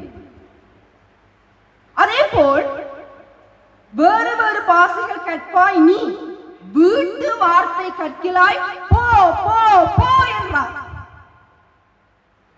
இப்ப அண்மை காலத்தில் நாம் எடுத்துக்கொண்டோம் என்று சொன்னால் இப்பயும் கூட முதல் நாள் பாரதி பிறந்த நாட்களிலே ஆங்கிலம் இருந்தது. ஆனா இப்பொழுது ஆங்கிலமுடைய விருப்ப பாடமாக இருக்கிறது. நமக்கு அந்த அளவு அவசியமில்லை, 2ஆம் மொழியாக இருக்கிறது என்று வைத்துக் கொள்வோம். ஆனா இந்த கால பகுதியிலே கூட நாம் என்ன செய்து கொண்டிருக்கிறோம்? நம்முடைய மொழியை பாதுகாத்துக் கொண்டிருக்கிறோமா என்ற பெரிய கேள்வி இருக்கிறது. இங்கே தமிழிலே கையெழுத்து போடுகிறவர் மிக குறைவு. ஏன் ஆங்கிலத்தில் போடுகிறோம் என்று கேட்டால் பதில் இல்லை. ஒரு தமிழ் பாட ஆசிரியர் வகுப்பறைக்குள் வருகிற பொழுது good morning teacher, good morning students என்று சொல்லுகிற அளவு நம்முடைய சமுதாயம் இருக்குது என்று சொன்னால் பாரதி ஒரு கட்டத்திலே போ போ போ என விரட்டுவது நம்மை பார்த்து தான் தோன்றினார். ஆங்கிலேயர்களிடமிருந்து பிற நாடுகளில் இருந்து வரும் கடிதங்களை மொழிபெயர்த்து வாசித்து காட்டுவது பாரதியின் வேலை. அவ்வாறுதான் ஆரம்ப காலத்தில் பாரதியின் வேலை அமைந்திருந்தது. பிறகு அவன் பல மொழிகளை கற்று அம்மொழிகளில் உள்ள நூல்களின்பால் ஈர்க்கப்பட்டு செல்லிதாசன் என்ற பெயரில் கூட பாரதியார் ஆரம்ப காலங்களில் எழுதியிருக்கிறார். செல்லியின் ரசிகனாக அவர் மாறியிருந்தார். தாகூரின் கவிதைகளை எங்களுக்கு அறிமுகப்படுத்திய பாருங்கள். பல மொழிகளை கற்ற பின்புதான் பாரதி கூறுகிறான், தமிழ் மொழி போல எந்த மொழியும் சிறப்பில்லை என்றார். நாங்கள் இன்றைக்கு ஒரு மொழியை மேலதிகமாக கற்றுவிட்டால் நம் மொழியை விட்டுவிட்டு அந்த மொழியை தான் பின்பற்றி கொண்டிருப்போம். ஆனால் மொழி பற்றி பாரதியிடம் மிகுந்திருந்த அவன் மொழிக்காக வாழ்ந்தான், மொழியால் வாழ்ந்தான். இன்று மொழி வாழ அவன் காணப்படுகின்றான். மொழி வாழ்கின்றான், பாரதியால் மொழி வாழ்கிறது. விழாத கவிதைக்கு சொந்தக்காரன் பாரதி. நம் தமிழை மணக்கச் செய்தவனும் அவன்தான். எனவே பாரதியின் எழுத்துக்களில் மொழி பற்றி தாராளமாக காணப்படும்.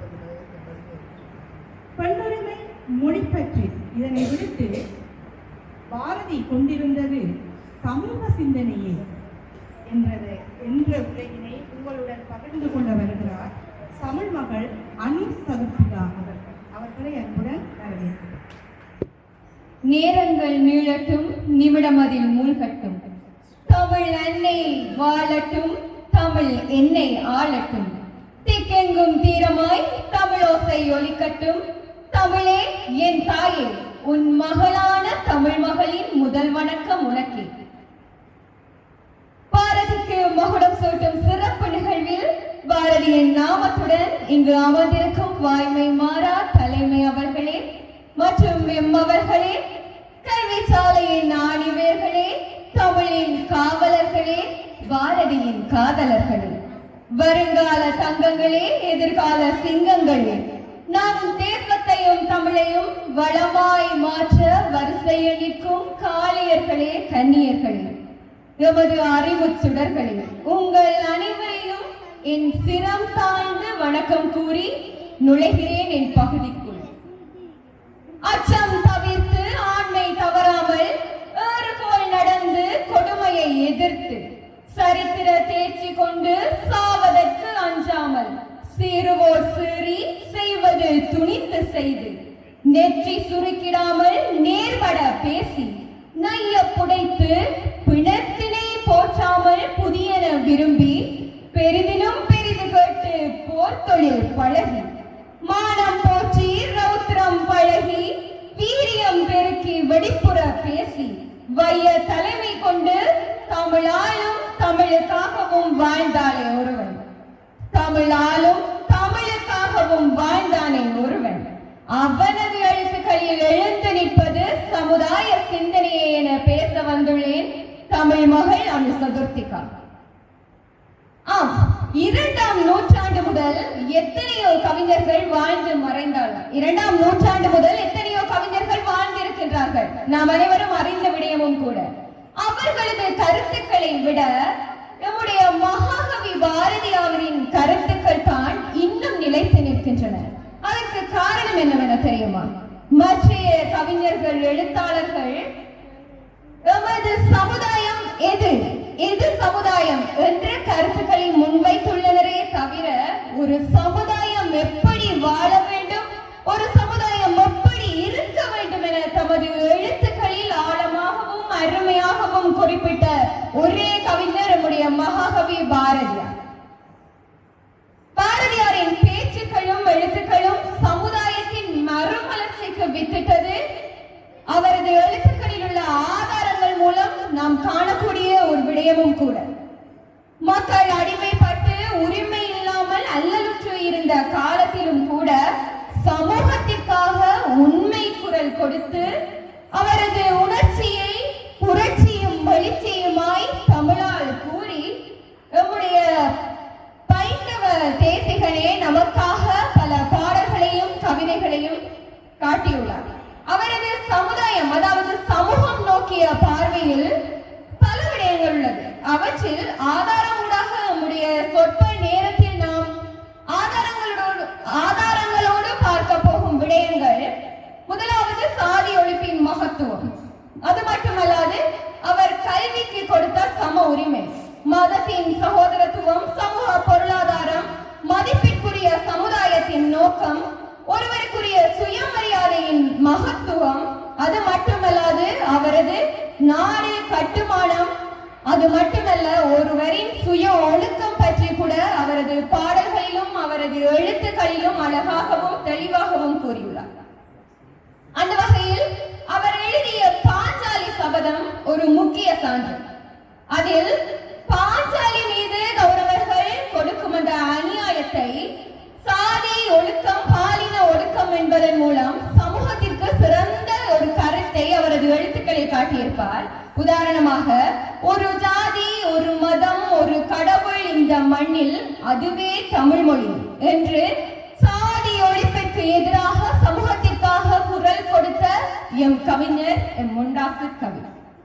அது மட்டுமல்ல, நான் ஏற்கனவே கூறியிருந்தேன் கல்வி சம உரிமை. ஏற்கனவே இருந்த காலத்தில் கற்பவர்கள் கற்றுக்கொண்டே இருப்பதுதான். அதே போன்று ஏழை மக்களாய் இருந்தவர்கள் கல்வியும் இல்லாமல், அவருக்குரிய உரிமையும் இல்லாமல், குரல் கொடுக்க ஆட்களும் இல்லாமல் வாழ்ந்த காலம். அந்த காலத்திலும் கல்வியற்றவர்களுக்கு கல்வி கிடைக்க வேண்டும் என குரல் கொடுத்து பாட்டு செய்த கவிஞர் நம் கவிஞர். அவரது பாடல் வரியில் கல்வியையே வழிகாட்டி அறிவால் வென்று நிலைநாட்டி என்ற ஒரு வரி வந்திருக்கும். அந்த வரி கல்வி எவ்வளவு முக்கியத்துவம், அதனால் அறிவு எவ்வளவு மேம்படுகிறது, ஒரு மனிதனுக்கு, ஒரு மாணவனுக்கு, ஒரு சமூகத்திற்கு அந்த கல்வி எத்தகைய முக்கியத்துவமானது என்பதை அவரது அந்த வரிகளில் உணர்த்தி நிற்பது நாம் அனைவரும் இப்பொழுது நாம் கூறுகின்ற ஆதாரங்களோடு கேட்கக்கூடிய விடயமே. அது மட்டுமல்ல, அவரது இன்னொரு இலட்சியம் என்னவென்றால் அனைத்து மதங்களையும் இணைப்பது. இதைவிட ஒரு சிறந்த சமூக நோக்கம் என்னவாக இருக்க முடியும்? அனைத்து மதங்களையும் எந்த பாகுபாடு எந்த வேறுபாடும் இன்றி அனைவரும் ஒன்று என இந்த வரியினூடாக நமக்கு மிகவும் அழகாக புலப்படுகிற ஒரு விடயம். எந்தவித மத வேறுபாடு இனங்கள் வேறுபாடு எதுவும் இல்லாமல் யாம் அனைவரும் ஒன்று. அடுத்து இன்னொரு சமூக ரீதியான சிந்தனையும் அவரது எழுத்துக்களில் அதிகம் காணப்பட்ட ஒன்று, அதுதான் சமூக பொருளாதாரம். இன்றைய சமுதாய சிந்தனையில் சமூகத்திற்கான பொருளாதாரம் என்பதும் ஒரு முக்கியமான ஒரு அம்சம். உழைப்பு, அவரது எழுத்துக்களில் அவரது உழைப்பின் மைந்தன் என்பதை நாம் அவரை பார்க்கும் அவரது எழுத்துக்களின் மூலம் நம்மளால் உணர்ந்து கொள்ளக்கூடிய மாதிரி இருக்கும். அந்த அளவுக்கு உழைப்புக்கு முக்கியத்துவம் கொடுக்கும் ஒருவரையாகும். உழைக்கும் கைக்கு வெல்லம், சோப்பும் கைக்கு வெறுங்கல். அதாவது உழைப்பு இருந்தால் தான் எம்மால் எதுவும் செய்ய முடியும். அந்த உழைப்பு தான் அனைத்துக்குமே அஸ்திவாரம் என அந்த உழைப்பை உன்னதமாய் நினைக்கும் ஒரு கவிஞரே அவர். அது மட்டுமல்லாது, நாம் மாறி மாறி வாழ்வதாலே நாட்டிலே சுகம் பெருகும். அதை சமூகத்திற்கான ஒரு சமுதாய நோக்கம், மதிப்பிற்குரிய ஒரு சமுதாயத்தை உருவாக்கும் எண்ணத்தை அந்த எழுத்துக்களில் பிரதிபலிக்கிறார் நம்முடைய கவிஞர். பாரதியாருக்கு சுயமரியாதை இயக்கத்தினூடான ஒத்துழைப்பில் மேல்பட்டவர் பாரதி. அவருக்கு பின்னர் எழுந்த ஒரு சுயமரியாதை இயக்கத்திற்கு இவரை ஒரு பெரிய தூண்டுகோலாக அமைந்தவையும் யாம் அனைவரும் அறிந்த ஒரு விடயம். இதை அனைத்தையும் தாண்டி, சமூகத்தின் பார்வையை தாண்டி, தனது பிறந்த நாட்டுக்காகவும் சில பாடல்களை அவர் நேரடியாகவே கூறியிருக்கிறார். சுதந்திர இந்தியா என்ன செய்ய வேண்டும் என அவரது பிறந்த நாட்டுக்காக அந்த நாடு என்ன செய்ய வேண்டும் அதை கூட அழகாக சமூகத்திற்காக சமுதாயத்திற்காக அதன் நலனுக்காக நேரடியாக தமது எழுத்துக்களில் வெளிச்சம் காட்டிய எம்முடைய சிறந்த கவிஞர் எம்முடைய மூண்டாசு கவிஞர்.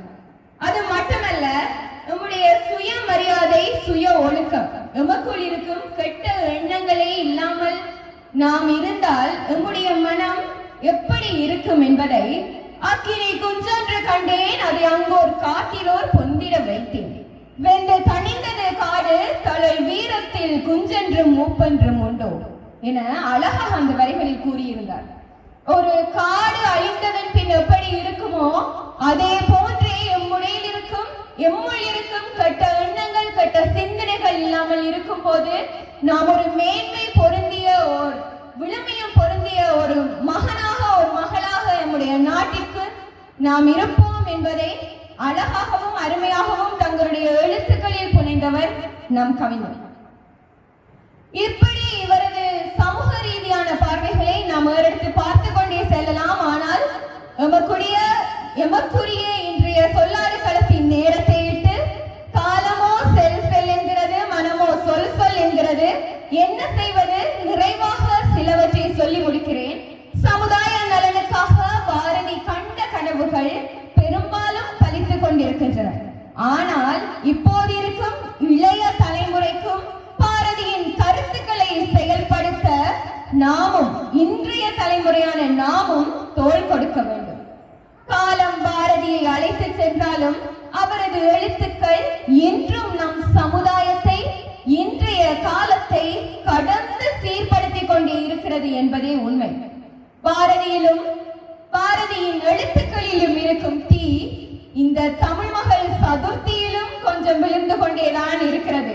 அந்த வகையில் இன்றைய இந்த அரங்கில் நம்முடைய பாரதியின் எழுத்துக்களில் எழுந்து நிற்பது சமுதாய சிந்தனையே என கூறுவதற்கு இந்த அரங்கில் கிடைத்த வாய்ப்பிற்கு நன்றி கூறி, தமிழுக்கு தலைவணங்கி, பாரதிக்கு கரம் கூப்பி, பேச்சினில் தீ பற்றி, உண்மையை கைப்பற்றி, பொய்மையை வெளியேற்றி பெறுவேன் பெருவெற்றி. அனைவருக்கும் நன்றி கூறி எனது உரைக்கு திரையிட்டு முடிக்கும் நான் தமிழ் மகள் அனு சதுர்த்திகா. நன்றி. இத்தனை சிறப்பு ஏன் வாய்த்தது என்ற காரணங்களில் பெரிதிலும் பெரிது என்பது அவர் தான் வாழ்ந்ததை கூறினார். தான் எந்த சமுதாயத்தில் வாழ்ந்தானோ அந்த சமுதாயத்தின் தேவைகளை தன் படைப்பாக்கினார். சமூகத்துக்கு என்ன தேவையோ, தான் எந்த சமூகத்தில் இருக்கிறானோ, எதை கண்டானோ, எதில் வாழ்ந்தானோ, எதில் லயித்தானோ, எதை வெறுத்தானோ அதை படைப்பான். அதுதான் அவனை சமுதாய கவிஞனாக்கி. பாரதிக்கு ஒரு குணமுண்டு. நான் ஏற்கனவே குறிப்பிட்டது போல தனக்கு முந்தியவர்களை உள்வாங்கிக் கொள்வான். யாதும் ஊரே யாவரும் கேளீர் என்ற கணியன் பூங்குன்றனாரின் வார்த்தைகளை மிகவும் இறுக்கமாக பற்றி கொண்டவர் பாரதி. பதுமனார் கூட ஒரு இலக்கியத்திலே ஒரு யான் என்று ஒரு சொல்லை பயன்படுத்தி இருப்பார். அதிலே மிகவும் ஈர்க்கப்பட்ட பாரதி யான் ஒருவன் மட்டும் நரகத்தீயில் உழல்வதோ என்ற ஒரு வழியை பயன்படுத்தி அப்படி ஒரு சமூகத்தில் எது கிடைக்கிறதோ, தனக்கு முற்பட்டவர்கள் எதை விட்டு சென்றார்களோ, தன்னால் எதை கொடுக்க முடியுமோ அவ்வாறு சிந்தித்து செயல்பட்டவன் பாரதி. சாதிகள் இல்லையடி பாப்பா தாழ்ச்சி உயர்ச்சி சொல்ல பாவம் என்று மிக எளிமையாக சொன்னார். அடிப்படையிலே பாரதியார் ஒரு ஐயர், சிவனை வழிபடுகின்ற ஐயர் சமுதாயத்திலே பிறந்தார். பூநூல் அணிந்தார். ஆனால் பூநூலை வெறுத்தார். பூநூலை கலட்டி எறிந்துவிட்டு தன்னை ஒரு சாமானிய மனிதனாகத்தான் சுற்றித்திருந்தார். அதனால் அவர் வாழ்ந்த சமூகம் அவரை வெறுத்தது. சாதாரணமான தனது நண்பர், நான் நினைக்கின்ற கனவு சென்றினார், அவருக்காகத்தான் இருக்க வேண்டும். அவரை ஒரு தரம் அழைத்து வந்து தனது வீட்டிலே அவரை அமரச் செய்து தான் உண்ணும் உணவை அவருக்கு வழங்கி, அப்பொழுதெல்லாம் பாரதியார்கள் நடுத்தர வர்க்கம், வசதி வாய்ப்புகள் ஓரளவு நன்றாக இருந்த தருணம். அழைத்து வந்து தான் உண்ணும் உணவை தனது தட்டிலே பரிமாறி தனது பூநூலை கலட்டி அவருக்கு அணிவித்திருந்தார். அதற்கு பாரிய எதிர்ப்புகள் இருந்தது. அப்படியாப்பட்ட சமுதாய புரட்சி கொண்டவர். பார்ப்பனிய சமூகத்தை மிகவும் வெறுத்தார். அந்த சிந்தனைக்குள் தான் அடங்கிவிடக் கூடாது என்பதில் மிகவும் துல்லியமாக நடந்தது. அது மட்டுமல்ல, மனிதர்கள் தான் மனிதர்களை அடிமையாக்கி பார்க்க விளைகின்றனர். பறவைகளும் மிருகங்களும் சுய சாதிகளை அடக்கிக் கொள்வதில்லை. ஒரு சிங்கம் இன்னொரு சிங்கத்தை அடிமைப்படுத்தார் என்று மிக தெளிவாக கூறியவர். அது மட்டுமல்ல, காக்கைக்கும் குருவிக்கும் கூட தான் வைத்திருந்த உணவை பரிமாறிவிட்டு தான் பட்டினியால் வாடியிருந்தார். ஏனெனில் காக்கையும் குருவியும் எப்போதும் பிச்சை எடுப்பதில்லை என்று செல்லம்மாவுக்கு அறிவுரை கூறுகிறார். தான் பசியை அனுபவித்ததால் தான் அவன் தனியொரு மனிதனுக்கு உணவில்லை எனில் ஜகத்தினை அழித்திடுவோம் என்றான். அதை அவன் அனுபவித்திருந்தான். அனுபவித்ததால், பசியால், அந்த வாட்டத்தால், அந்த உணர்வால் வந்த வார்த்தைகள். அவன் சமூகத்துக்கு புதிதாக எதையும் சொல்லவில்லை. சமூகத்தில் எது விஞ்சி நின்றதோ, எழுத்தை விட எது அங்கே தலைவிரி சாடியதோ அதை எழுத்தால் சொன்னான். சமூகத்துக்காக வாழ்ந்த சமூக கவிஞர், தனக்காக வாழவில்லையவர். தனக்காக வாழ்ந்திருந்தால் ஜமீன்தார் வழங்கிய 100 ரூபாய் சம்பளத்தில் அவன் வாழ்நாள் முழுக்க இருந்திருக்கலாம். அதை உதறி எறிந்துவிட்டு சமூகத்துக்காக, நாட்டு விடுதலைக்காக, பெண் உரிமைக்காக, சாதி ஒழிப்பிற்காக, இவ்வாறு பல விடயங்களுக்காக வாழ்ந்த சமுதாய கவிஞன் பாரதி. இந்த சமூக சிந்தனையிலும் பாரதிக்கு மிகுந்தது நாட்டுப்பற்றை என்ற கருத்தை முன்வைக்க வருகின்றார் பிள்ளைக்கவி பிரசாந்தனா. தமிழை சுவாசிக்கும் என்னுயிர் உறவுகளுக்கும், தமிழை சுவாசிக்கும் என்னுயிர் உறவுகளுக்கும், தேசத்தின் நேயத்தில் ஓங்கிய பாரதியின் நல் புகழ வைக்கும் அன்பின் தமிழ் வணக்கங்கள். பாருக்குள்ளே நல்ல நாடு பாரத நாடு என்று பாரதியின் எழுத்துக்களில் எழுந்து நிற்பது நாட்டுப்பற்றே எனும் தொனியினை மேலோங்க வந்திருக்கிறேன். அந்த வகையில் பாரதியினுடைய கவிதைகளை எடுத்து நோக்குவோமாயின், முன்பு பேசிய என்னுடைய சகோதரர்களாகிய அனைவரும் கூறியபடியே பெண்ணினுடைய விடுதலை கருத்துக்கள், அதனை போன்று சமுதாய சிந்தனை, அதனை போன்று தமிழ் மொழி பக்தி என்ற விடயங்கள் எல்லாம் இருக்கின்றது. ஆனால் அவை அனைத்திற்கும் உரம் போடுகின்ற விடயமாக எது இருக்கிறது என்று பார்க்கின்ற பொழுது அது அவனுடைய நாட்டின் மீதான பக்தியே இருக்கிறது என்பதே உண்மையான ஒரு விடயமாக இருக்கின்றது. செந்தமிழ் நாடெனும் போதினிலே இன்ப தேன் வந்து பாயுது காதினிலே, எங்கள் தந்தையர் நாடென்ற பேச்சினிலே ஒரு சக்தி பிறக்குது மூச்சினிலே என்று தன் தமிழ்நாட்டினுடைய பற்றினை பக்தியினை தன் நரம்புக்குள் புடைக்க வைத்தவன் பாரதி. அவன் கூறுகிறான், அதாவது அவனுடைய கவிதைகள் அனைத்திலும் தன்னுடைய நாட்டுப்பற்றினை விளைந்துரைக்கின்றான். அது எவ்வாறு என்று பார்க்கின்ற பொழுது தன்னுடைய கவிதைகளை பகுதிகளாக பிரிக்கின்றான். அந்த பகுதிகள் அனைத்தையும் தன் நாட்டினுடைய விடுதலைக்காக அவன் ஒன்றிணைக்கின்றவனாகவே இருக்கின்றான் என்பதே உண்மையான ஒரு விடயமாக இருக்கின்றது. பாரதி வாழ்ந்த காலப்பகுதி பற்றி குறிப்பிட்டிருந்தார்களாம். அவன் வாழ்ந்த காலம் ஆங்கிலேயருடைய அடிமைத்தலை காலம். தன்னுடைய நாடு இன்னொருவருடைய இனத்துக்கு அடிமைப்பட்டு கிடக்கிறதே என்ற ஏக்கம், அந்த ஒரு வேதனை அவனை புடைத்தள்ள வைக்கின்றது. அது சார்ந்த கவிதைகளை படிக்க வைக்கின்றது, சமூகத்துக்கு அக்கறை ஊட்ட வைக்கின்றது, பெண்களை மேலெழுப்புகின்றது, தன் மொழியின் மீதான உந்துதலினை அவனுக்கு மேலோங்க வைக்கின்ற ஒரு விடயமாக இருக்கின்றதாகவே அது காணப்படுகின்றது. தமிழ்நாட்டினுடைய பெருமையினை எடுத்து எம்புகிறான் பாரதி. எவ்வாறு என்று பார்க்கின்ற பொழுது, வேறு வேறு பாசைகள் கற்பாய் நீ, வீட்டு வார்த்தை கற்கிலாய், 100 நூல்கள் போற்றுவாய், மெய்கூறும் நூலிலே ஒத்தியல்கிலாய்.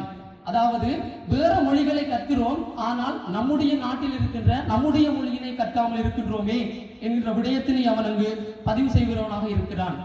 பாரதி தன்னுடைய நாட்டினுடைய விடுதலை சார்ந்த கருத்துக்களை கூறுவதற்காக சுதேசமித்திரன், இந்தியா போன்ற பத்திரிகைகளை தொடங்கி அதனுடைய ஆசிரியராக செயற்பட்டு தன்னுடைய விடுதலை கருத்துக்களை, நாட்டினுடைய விடுதலை கருத்துக்களை அனைவருக்கும் பகிர்ந்தளித்து ஒரு விடுதலை உணர்வினை அனைவருக்கும் ஊட்டுகிறார்.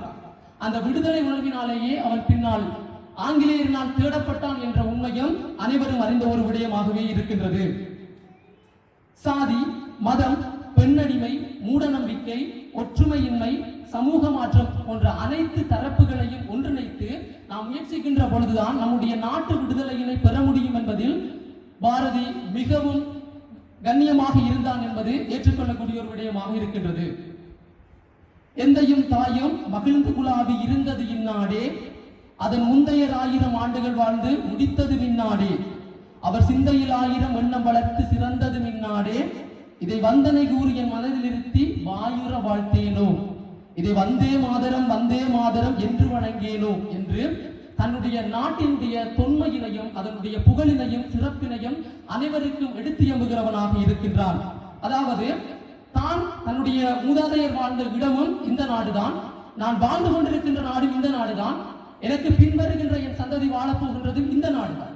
அந்த நாடு விடுதலை பெற்று வாழ்கின்ற பொழுதுதான் என்னுடைய எதிர்கால சந்ததி சிறப்பான சீரான வாழ்க்கைக்குள் நுழையும் என்பதில் உறுதியாக இருந்தான்.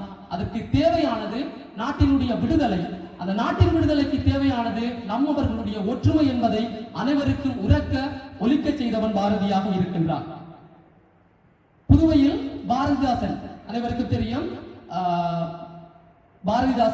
பாரதியாருக்கு இடையில் இருந்த நெருக்கம், புரட்சி கவி பாவேந்தர் என்ற பட்டத்தினை பாரதிதாசன் பெறுவதற்கு மிக காரணமாக இருந்தவர் பாரதியார். பாரதியாருடைய புரட்சி தான் பாரதிதாசனுக்குள்ளும் பற்றி எறிந்தது என்பது அனைவருக்கும் தெரியும். அவர்கள் இருவருக்குமான ஒரு உரையாடல் சார்ந்த ஒரு கட்டுரையில் குறிப்பிடப்பட்டிருக்கிற ஒரு விடயம் என்னவென்றால், பாரதிதாசனிடம் பாரதியார் உரைக்கின்றார், எனக்கு இந்த வெள்ளைக்கார பெண்களை பிடிப்பதே இல்லை என்று சொல்லி ஒரு கருத்தை முன்வைக்கின்றார். அப்ப அதற்கு பாரதிதாசன் கேட்கின்றார், ஏனையா எதற்காக உங்களுக்கு அப்படி பிடிப்பதில்லை என்று சொல்லி கேட்கின்ற பொழுது அவன் பெண்களை வெறுக்கவில்லை. அவன் கூறுகிற ஒரு கருத்து, அதற்கான காரணம், என் நாட்டு பெண்கள் அனுபவிக்க வேண்டிய சுதந்திரத்தை அவர்கள் அனுபவித்துக் கொண்டிருக்கிறார்கள், என் நாட்டு பெண்கள் என்று இந்த நாட்டுக்குள்ளே அடிமையாக இருக்கின்றார்கள் என்று வேதனைப்பட்டு உரைக்கின்றான்.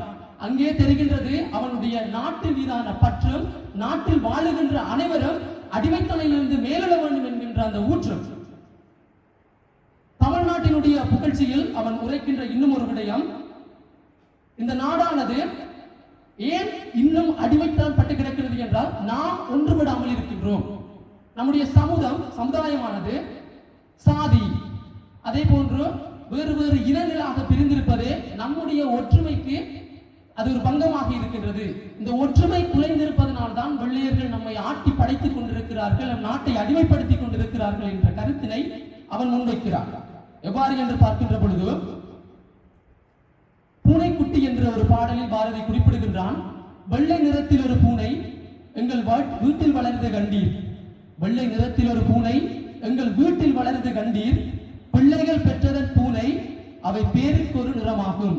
பிள்ளைகள் பெற்றத பூனை அவை பேருக்கோர் நிறமாகும்.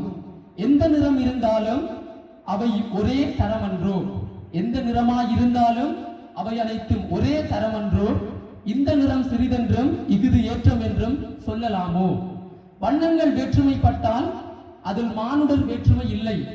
எண்ணங்கள் செய்கைகள் யாவும் இங்கு யாவர்க்கும் ஒன்றென காணீர்.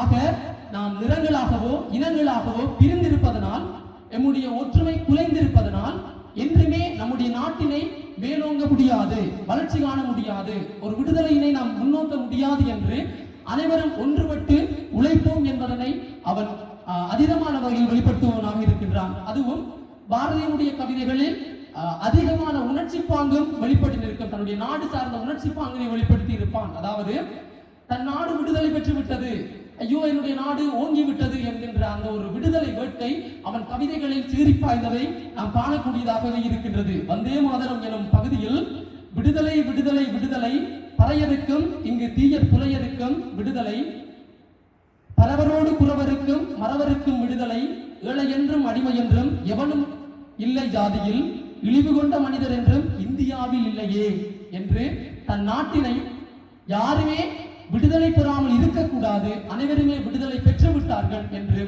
அனைத்து இனங்களும் மதங்களும் ஒன்றே என்ற விடயத்தினையும் அவன் ஆணித்தனமாக உரைக்கின்ற ஒரு பாங்கினை அவன் கவிதைகளில் நம்மால் காண முடிகின்றது. அதனை போன்று இன்னும் ஒரு விடயம் நம்முடைய தமிழ்நாட்டுக்குள் இந்தியாவுக்குள் இருந்த ஒரு இன்னும் ஒரு நாட்டினுடைய விடுதலைக்கு ஒரு பங்கமாயிருந்த ஒரு விடயம் என்னவென்று சொன்னால் அச்சம், மூட நம்பிக்கைகள். அதனையும் பாரதி சுட்டிக்காட்டி ஒன்றுபடுங்கள், அதை கைவிடுங்கள், நம் நாட்டுக்கு விடுதலை தீயினை பற்ற வைப்போம் என்ற எண்ணத்தினை விதைக்கின்றான். நெஞ்சு பொறுக்குதில்லையே இந்த நிலைகட்ட மனிதரை நினைக்கையிலே, நெஞ்சு பொறுக்குதில்லையே இந்த நிலைகட்ட மனிதரை நினைக்கையிலே, அஞ்சி அஞ்சி சாவார் அவர் அஞ்சாத நாளில்லை, வஞ்சனை பேய்கள் என்பார் இந்த மரத்தில் என்பார் அந்த குலத்தில் என்பார், எண்ணிலா நோயுடையோர் இவர் எழுந்து நடப்பதற்கு வழியிலார், கண்ணிலா குழந்தைகள் போல பிறர் காட்டிய வழியில் சென்று மாட்டிக்கொள்வார் என்று தன்னுடைய நாடு விடுதலை பெற வேண்டும் என்றால், தன்னுடைய நாடு வழி பெற வேண்டும், தன்னுடைய நாடு ஒற்றுமைப்பட வேண்டும், அச்சத்தினை அகற்ற வேண்டும் என்று குறிப்பிடுகின்றார். அதனை போன்று இன்னும் ஒரு விடயம் அவன் குறிப்பிடுகின்றான். பாருங்கள், தன்னுடைய நாட்டுக்குள் இருந்து கொண்டு தன்னுடைய நாட்டிற்கு எதிராக வேலை செய்கின்ற, அதாவது போலி தேசபக்தர்களாக நடித்துக் கொண்டிருக்கிறவர்களையும் இந்த நாட்டிலிருந்து மாற்றும் பொழுதுதான் இந்த நாட்டுக்கான விடுதலை கிடைக்கும் என்பதிலும் அவன் முக்கியமான கருத்தினை வெளிப்படுத்துகிறவனாக இருக்கின்றான். நெஞ்சில் உரமுமின்றி நேர்மை திறமுமின்றி வஞ்சனை சொல்வாரடி கிளியே வாய்ச்சொல் வீரரடி கிளியே, அதாவது நடிப்பு சுதேசிகளினால் நம் நாட்டுக்கான விடுதலை எட்டப்படாத ஒரு விடயமாகவே இருக்கும் என்பதனையும் பாரதி உரக்க சொல்லி இருக்கிறான் என்பதே இங்கு உண்மையான விடயமாகவும் இருக்கின்றது. வந்தே மாதரம் வந்தே மாதரம் என்று உயிர் போகும் வரை வாழ்த்துவோம், முடி தாழ்த்துவோம், எந்த ஆருயிர் அன்னையை போற்றுதல் ஈனமோ எமக்கு அவமானமோ, சதையை துண்டு துண்டாக்கினும் உள் எண்ணம் சாயுமோ, ஜீவன் ஓயுமோ, இதயத்துள்ளே இயங்கும் மகாபக்தி ஏகுமோ, நெஞ்சம் வேகுமோ என்று தன் நாட்டு மீதான பற்றினை வெள்ளையர்களுக்கு அணிவிக்கின்ற, வெள்ளையர்களுக்கு உரைக்க சொல்லுகின்ற ஒரு கவியாக மகாகவி பாரதி உருவெடுத்து நிற்கின்றான். அவனுடைய குறியீட்டு பாங்கான கவிதைகள் பலவற்றிலும் கூட மக்கள் ஒன்றுபட வேண்டும், மக்கள் ஒன்றுபட்டாலே இந்த நாட்டினை பலமான நாட்டாகவும் எதிர்காலத்தில் வெள்ளையரை விரட்டி ஒரு ஒற்றுமையான சுபீட்சமான நாட்டினை நாம் பெற முடியும் என்பதனையும் உரக்கக்கூடியவனாக பாரதி இருக்கின்றான். பார்ப்பனரை ஐயர் என்ற காலமும் போச்சே, பார்ப்பனரை ஐயர் என்ற காலமும் போச்சே, வெள்ளையரை துறை என்று சொன்ன காலமும் போச்சே என்று எப்போதுமே தன்னுடைய லட்சியத்தினை, தன்னுடைய நாட்டினுடைய வெற்றியினை, தன்னுடைய நாட்டினுடைய விடுதலையினை கனவு கண்டு தன் நாட்டின் மீதான பக்தியை பற்றினை வெளிப்படுத்துவனாகவே பாரதி விதந்து நிற்கின்றான் என்பதனை கூறி, புரட்சி மனித குலத்தின் பிரிக்க முடியாத உரிமை, புரட்சி என்பது மனித குலத்தினுடைய பிரிக்க முடியாத உரிமை. அதனை வரிகளால் கற்றுத்தந்த வீரன் நம் பாரதி. தன் கவிகளிலும் பொருளிலும் நாட்டுப்பற்றிலே நரம்புக்குள் புகுத்தியவன் என்பதே உண்மை என விடைபெறுகிறேன். நன்றி, வணக்கம். உன் விடுதலை தவிர வேறு எந்த நினைப்பும் எனக்கு வந்துவிடக் கூடாது என்று வாழ்ந்தவன் பாரதி. இத்தனையும் பாடுபட்டது அவன் தன் நாட்டு விடுதலைக்காக மட்டுமே. விடுதலைக்கு எல்லோரும் எழுந்து வாரீர் என்று அவன் அழைத்தது விடுதலைக்காக, தன் விடுதலைக்காகவோ தன் குடும்ப விடுதலைக்காகவோ தன் சமுதாய விடுதலைக்காகவோ அல்ல, ஒட்டுமொத்தமாக தன் நாட்டின் விடுதலைக்காக. இந்தியா என்ற பெயரில் கூட பாரதி ஒரு பத்திரிகை நடத்தினார். பெரும் எதிர்ப்பு கிளம்பியது ஆங்கிலேயர்களிடம். ஏனெனில் விடுதலை சார்ந்த அனைத்து விடயங்களையும் சுதந்திரமாக அவன் பதிவிட்டது அந்த பத்திரிகையில் தான். எனவே சுதேசமித்திரனில் வேலை பார்த்துக் கொண்டிருந்த நேரம் சில கட்டுப்பாடுகள் அவனுக்கு இருந்தது. தான் சொல்ல வந்ததை, விடுதலைக்கான கருத்துக்களை சுதந்திரமாக பத்திரிகையில் அவனால் எழுத முடியவில்லை. அதனால் இந்தியா என்ற பெயரில் பாரதியே தனிய இதழை நடத்தி வந்தார். தன் கருத்துக்களை முழுமையாக அதை பதிவிட்டிருந்தார். அதனால் ஆங்கிலேயரால் தேடப்பட்டிருந்தது. அந்த பத்திரிகை வாசிப்பதற்கு தடை விதிக்கப்பட்டிருந்தது. ஏனென்றால் நாட்டு விடுதலைக்காக பத்திரிகை ஒரு கருவியாக கொண்டிருந்தார் பாரதி.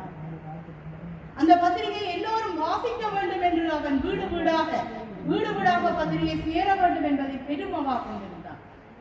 ஆரம்பத்தில் ஆங்கிலேயர் அதனை கண்டுகொள்ளவில்லை. ஆனால் அதன் வீரியம் நாள் செல்ல செல்ல செல்ல அதிகரித்துக் கொண்டிருந்ததை உணர்ந்தவர்கள் அப்பத்திரிகையை தடை செய்தார்கள். அது மட்டுமல்ல, பாரதிக்கு கூட பிடியானை கிளப்பிட்டார்கள். அதனால்தான் பாரதி தன் இடத்தில் இருந்து இடம் பெயர வேண்டிய சூழ்நிலை. ஆரம்பத்தில் பாரதியும் மிகவும் இறுக்கமாகத்தான் இருந்தான். ஆங்கிலேயருக்கு ஈடு கொடுத்தபடி தன்னை அவன் ஒரு பொருட்டாக எண்ணாமல், தனது பாதுகாப்பில் கவனம் இல்லாமல் பத்திரிகையே கண்ணாக இருந்தார். ஆனால் நண்பர்களின் வேண்டுகோளுக்கு இடம்பெயர்ந்தார். முதலில் இடம்பெயர்ந்த அகதி பாரதியனாகத்தான் இருக்க வேண்டும். அதனால் தான் இன்று வரை எங்களிடம் இடம்பெயர் இலக்கியங்கள் செல்வாக்கு செலுத்தும். அவன் இடம்பெயர்ந்து சும்மா இருக்கவில்லை. தன் வாழ்நாளில் அவன் வாழ்ந்த அந்த குறுகிய காலப்பகுதியில் உயிருக்கு அஞ்சி அவன் ஒழித்தான் என்று நான் கூற மாட்டேன். அவன் தன் படைப்புகளை இங்கிருந்தாவது படைக்க வேண்டும் என்று எண்ணி சற்று நகர்ந்திருந்தான். நண்பர்களின் வேண்டுகோளுக்கு நான் இருக்கின்றேன். புதுச்சேரியில் அவர் பாண்டிச்சேரியில் தான் அவர் தஞ்சம் புகுந்திருந்தார். பாண்டிச்சேரிக்கு செல்வதற்கு முன் சிறிது காலம் புதுச்சேரியில் தங்கியிருந்தார். அக்கால பகுதிகளில் தான் பாஞ்சாலி சபதம், குயில் பாட்டு முதலான திறம் வாய்ந்த இலக்கியங்களை எங்களுக்கு படைத்திருந்தார். சும்மா இருக்கவில்லை, நாட்டு விடுதலைக்காக படைப்புகளை கொண்டு வந்தார். ஒட்டுமொத்தமாக விடுதலை வேண்டி புறப்பட்ட வீரர், அழகிய ஒரு சொல், தேசபக்த விடுதலை வீரர். அழகான இந்த சொல். இப்பொழுது அந்த சொல்லுக்கு பல சொற்கள் முளைத்து விட்டன. ஒரு விதமான கோணங்களில் அச்சொற்களை பார்க்கின்ற பார்வைகள் எழுந்து விட்டன. ஆனால் இந்த அழகிய சொல், தேசபக்த விடுதலை வீரர், இந்த கௌரவமான சொல்லை வழங்கியிருந்தார் விடுதலை போராட்ட வீரர்கள். அவ்வளவு வீரன் பாரதி. எனினும் இறுதியாக பாரதியின் எழுத்துக்களில் இத்தனை விடயங்களை தாங்கி இருந்த போதிலும் அவன் ஒரு வரையறைக்குள் வழங்க முடியாது. இதுதான் பாரதி என்று பேச பேச பேச பேசிக்கொண்டே இருக்கலாம். நாங்கள் கம்பனை பெருங்குழவன் என்போம், இளங்கோவை கவிக்கோ என்போம், வள்ளுவனை ஐயன் தேவன் என்று புகழ்வோம். பாரதியை மட்டும் அவன், இவன், பாட்டன், சீயன் இப்படித்தான் சொல்வோம். ஏன்? உங்களுக்கு அவ்வளவு உரிமை அவன் எங்களிடம் இருக்கிறான். நாங்கள் அவனை வெளியே வேறாக வைத்து பார்க்க விரும்புவதில்லை, பார்ப்பதும் இல்லை. படித்தவனாக இருந்தாலும் சரி, பிள்ளையாக இருந்தாலும் சரி, பெரியவராக இருந்தாலும் சரி, பாரதி, நான் ஆசிரியராக இருக்கின்ற உங்களுக்கு தெரிந்த புலவர் கவிஞர்களை கூறுங்கள் என்று மாணவர்களிடம் சந்தர்ப்பங்கள் இருக்கும்போது கேட்டால் பாரதியாருடன் நிற்காட்டி விடுவார்கள். ஒரு சமயத்தில் மஹிந்த ராஜபக்ச என்றும் ஒரு மாணவர் சொன்னார். ஏனென்று தெரியவில்லை. அவர் கவிஞன் என்ற ஒரு 20ஆம் நூற்றாண்டு தமிழ் புலவர்களின் பெயர்களை குறிப்பிடுகின்ற போது அந்த பெயரை உச்சரித்தார். ஆனால் பாரதியாரின் பெயர் முதலாவதாக இருந்தது. அப்ப நான் யோசித்தேன், அவனை பாதித்தது எதுவோ அதுதான் அவன் கவிதையாக கொள்கிறான். அவனை 2 விடயங்கள் பாதித்திருக்கிறது. ஒன்று பாரதி இயல்பாகவே, அவன் பரம்பரையாகவே அது பாதித்திருக்கிறது. மற்றைய பேரும் ஏதோ பாதிப்பை செலுத்தி இருக்கிறது. அது எதுவோ தெரியவில்லை, நல்லதோ கெட்டதோ பாதிப்பு தான். ஆகவே பாதித்தவன் பாரதி, அவனை படிக்க வேண்டும் என்று இல்லை, இயல்பாகவே எங்களுக்குள்ளே அவன் இருக்கிறான். பாரதியை புரிந்து கொள்ள வேண்டுமானால் இந்த ஒரு நபரை நாங்கள் புரிந்து கொள்ள வேண்டுமாக இருந்தாலும் 2 விடயங்களை புரிந்து கொள்ளலாம். ஒன்று, அவர்களது படைப்புகளை நாங்கள் வாசிப்பதன் ஊடாக புரிந்து கொள்ளலாம், அல்லது அவரது வாழ்க்கையை தெரிந்து கொள்வதன் ஊடாக புரிந்து கொள்ளலாம். இப்பொழுது நாங்கள் பார்த்த விடயங்கள் எல்லாமே அவரது படைப்புகள் சார்ந்த விடயங்கள். படைப்புகள் சார்ந்து 4 விடயங்களாக நாங்கள் எங்களது சகோதரர்கள் நோக்கி இருந்தார்கள். இதை தவிர அவன் ஒரு நாட்டுப்பற்றாளன் என்ற வகையில் எங்களது பிள்ளைக்கவி பிரசாந்தர் கூறியிருந்தார். ஒரு பெண் விடுதலைக்காரன் என்று எமது சகோதரி அனுஸ்ரீ அவர்கள் கூறியிருந்தார்கள். அவன் ஒரு மொழி நேசிப்பாளர். எல்லா மொழிகளையும் விட தன் தமிழ் மொழியை மூச்சாக கொண்டு இறுதி வரை வாழ்ந்தவன் என்ற உரையை கேட்டிருக்கிறார். ஆனால் உரைகளில் கூட அது உரையோடு இருந்தது. அவன் ஒரு சமய சார்பற்றவன். பாரதி, நான் ஏற்கனவே குறிப்பிட்டேன், ஐயன் சமுதாயத்தைச் சேர்ந்தவர். பாரதி வாழ்ந்த காலத்தில் அவர்களுக்கு தெரியும், சைவம் வைணவம் பிரச்சனைகள் இருந்தது. சைவர்கள் வைணவர்களின் கடவுளை வணங்க மாட்டார்கள், வைணவர்கள் சிவனை வணங்க மாட்டார்கள். இப்படியான சூழலெல்லாம் விரவி காணப்பட்ட காலம் அது. ஆனால் பாரதியின் பாடல்களில் கண்ணன் பெருமிடத்தை பெற்றிருந்தார். அவன் சமயச்சார்பற்றான். இயேசுவையும் முகமதுவையும் பாடியிருந்தான். அவன் சமயச்சார்பற்றான். பாரதியார் விரும்பி செல்லும் ஆலயங்களில் ஒன்று பார்த்தசாரதி ஆலயம். அங்குதான் அவன் இறுதியாக யானையால் காக்கப்பட்டான். அப்பொழுது அவர் நண்பர் கேட்டார், நீயோ ஐயன், ஏன் பார்த்தசாரதி கோயிலுக்கு போகிறாய் என்று நகைச்சுவையாக கேட்ட போது பாரதி சொன்ன பதில், இந்த கடவுள் தான் என்னை போல் மீசை வைத்திருக்கின்ற ஒரே கடவுள், அதனால் தான் நான் அவனை விரும்பி பார்க்க போகிறேன் என்று சொல்லியிருந்தார். அவ்வாறு இயல்பாக உரையாடுறார். அவர் சமய சார்பற்றவர், முற்போக்காளர், நான் சொல்ல வேண்டிய அவசியமே இல்லை, பத்திரிகையாளர், மொழிபெயர்ப்பாளர், மேல்நாட்டு சாத்திரங்கள் எல்லாம் தமிழ் மொழியில் சேர்க்கப்பட வேண்டும் என்றுதான் அவனுடைய பேரவாவாக இருந்தது. மேலைய சாஸ்திரங்களில் குறிப்பிட்டுள்ள விடயங்களை என்னுடைய பாட்டியனும் என்னுடைய மகனும் என்னுடைய தோழனும் என்னுடைய பக்கத்து வீட்டுக்காரனும் தெரிந்து கொள்ள வேண்டும் என்று ஆசைப்பட்டான். அந்த மேல்நாட்டு பெண்கள் மீது அவனுக்கு இருந்த வெறுப்பும் அதுதான் காரணம். அவர்கள் எல்லாம் படித்துவிட்டு இன்னும் விடயங்களை தெரிந்து கொண்டிருக்கிறார்கள். எம் பெண்கள் அடுப்படியில் குமைந்து கொண்டிருக்கிறார்கள். அவர்கள் படிக்க வேண்டும், விடயங்களை தெரிந்து கொள்ள வேண்டும், நாட்டில் உள்ள நலன்களை அனுபவிக்க வேண்டும். அப்படி ஒரு சிறந்த சிந்தனையாளராக இருந்தார். மொழிபெயர்ப்பாளர். உங்களுக்கு தெரியுமா, பாரதியார் சிறந்த பேச்சாளர். பாரதியார் மரணிப்பதற்கு முன் இறுதியாக மனிதன் மரணிப்பதில்லை என்ற தலைப்பில் ஒரு பேச்சை ஆட்டிவிட்டு வந்துதான் படுக்கையில் கிடந்தார். அதுதான் அவருடைய இறுதி பேச்சு. மிகவும் கம்பீரமாக இருக்கும் அவருடைய பேச்சுக்கள். பார்ப்போரை கட்டி போட வைத்திருக்கும் அவருடைய பேச்சுக்கள். அவ்வளவு வல்லமையான பேச்சுக்கள். சிறந்த விடுதலை போராட்ட வீரர், சிறுகதை ஆசிரியர். பாரதியார் சிறுகதைகளை எழுதியிருக்கிறார், சிறந்த சிறுகதை ஆசிரியர். அது மட்டுமல்ல, எவ்வளவு படைப்பாக்க திறன் மிக்க கவிஞனோ அதைவிட சிறந்த பாடகர் பாரதி. தனது மனதிலே தோன்றுபவற்றை எல்லாம் பாடலாக பாடி திரிவான். வயல்வெளியிலும் காடுகளிலும் வரம்புகளிலும் நீரேக எல்லா இடங்களிலும் பாடி திரிவான். ஒரு சமயத்தில் புகையிரதத்திற்காக காத்து கொண்டிருந்த பொழுது பாரதியார் இதை விடாது 2 மணி நேரங்கள் பாடிக்கொண்டிருந்தாராம்.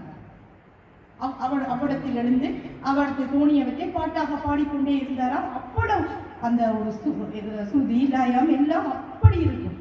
அதை கேட்டிருந்த ராமலிங்கம் பிள்ளை, புகையிரதம் வந்ததால் எழுந்து சென்றேனே தவிர மற்றபடி என்னால் அவ்விடத்திலிருந்து எழ முடியவில்லை என்று பாரதியாரின் பாடும் திறனை பற்றி சிலாயிருந்தார்.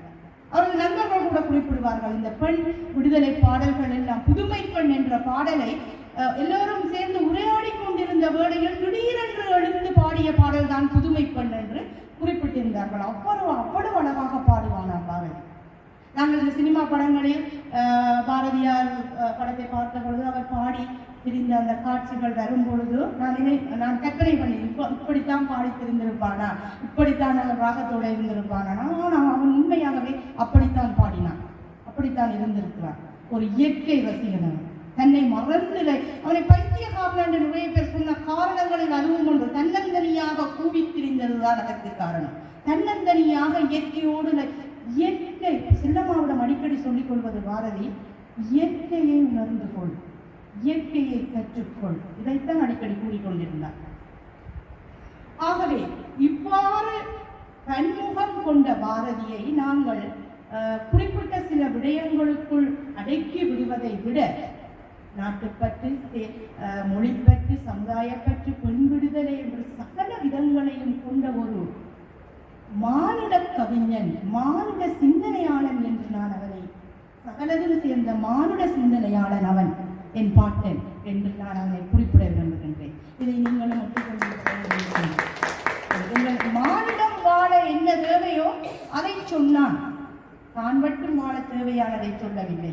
மானிடம் வாழ கவி பாடினான், நான் வாழ கவி பாடினான், நீங்கள் வாழ கவி பாடினான், நாம் எல்லோரும் என்று பேச கவி பாடி சென்றுள்ளார். அதனால் தான் பேசிக் கொண்டிருக்கிறோம். ஆகவே அவன் எங்கள் கவிஞன், மானிட கவிஞன், நம் கவிஞன். அவன் நாம் வாழும் வரை, நம் பிள்ளைகள் வாழும் வரை, தமிழ் வாழும் வரை அவனும் வாழ்ந்து கொண்டுதான் இருக்க போகிறான். வெறும் 39 ஆண்டுகள் மட்டுமே வாழ்ந்த ஒருவனை இன்று வரை நாங்கள் பேசிக்கொண்டிருக்கிறோம் என்றால் அவன் 80-90 ஆண்டுகள் வாழ்ந்திருந்தால் நிலை என்ன, எவ்வளவத்தை பெற்றிருப்போமோ. சிலவற்றை நாங்கள் கற்பனையில் மட்டும்தான் ரசிக்க முடியும். பாரதியார் பற்றிய பல, நாங்கள் கவிதைகளை படிப்பதன் மூலம், அவர் பற்றிய வார்த்தைகளை கேட்பதன் மூலம், அவர் பற்றிய செய்திகளை வாசிப்பதன் மூலம் எத்தனையோ விடயங்களை அறிந்து கொள்ளலாம். ஆனால் அவரது வாழ்வில் நிறைய சுவாரஸ்யமான விஷயங்கள் இருக்கின்றன. நேரம் கருதி அவற்றை இவ்விடத்தில் என்னால் பகிர்ந்து கொள்ள முடியவில்லை. ஆயினும் பாரதியின் வாழ்க்கையை தேடி படியுங்கள். கவிதைகளை விட இன்னும் சிறப்பான வாழ்வியல்கள் அதனுள் அடங்கி இருக்கின்றன. பாரதி ஒருபோதும் மரணித்ததில்லை. பாரதியின் கவிதைகள் ஊடாக அவன் வாழ்ந்து கொண்டுதான் இருக்கின்றான். நாம் இன்று தலையிலிருந்து நடக்கின்றோம் என்றால் அந்த தலைப்பாகன் செய்த வினோதங்களின் இந்த மேஜிக் அதுதான் காரணமாக இருக்க வேண்டும். வேடிக்கை மனிதரை போல நான் வீழ்வேன் என்று நினைத்தாயோ என்று கேட்டுவிட்டல்லவா போனவன் அவன், விழவில்லை தானே. அப்படி இருக்க வேண்டும் நம்பிக்கை என்றான். மொழியில், நான் கொண்ட மொழியில் காலத்தின் தேவையை பூர்த்தி செய்தவன் பாரதி. நாம் நமது தேவையை தான் பூர்த்தி செய்ய நினைக்கின்றோம்.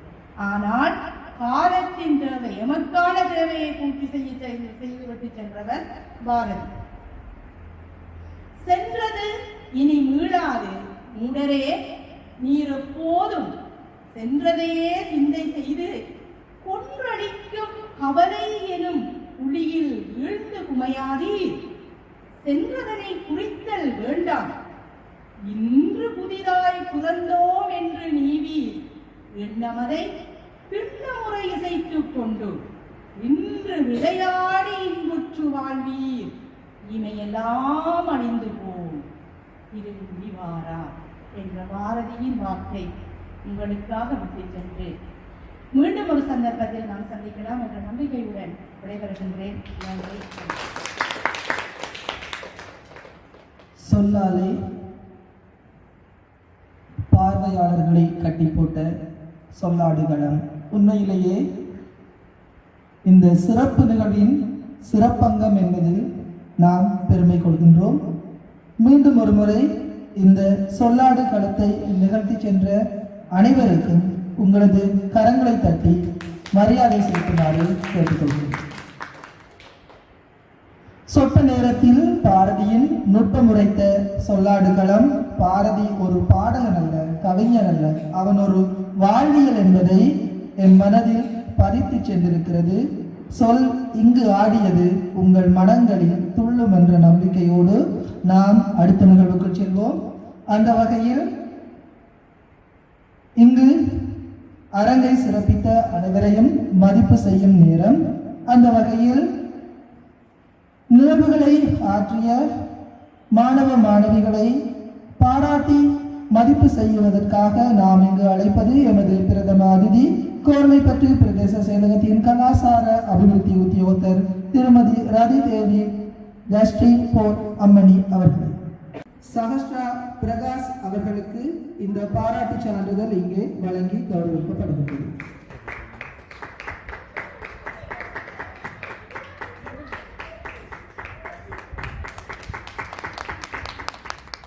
அடுத்ததாக நம் கால்களுக்கு வேலை கொடுக்கும் போதுதான் நாம் உற்சாகத்தை பெறுகின்றோம்.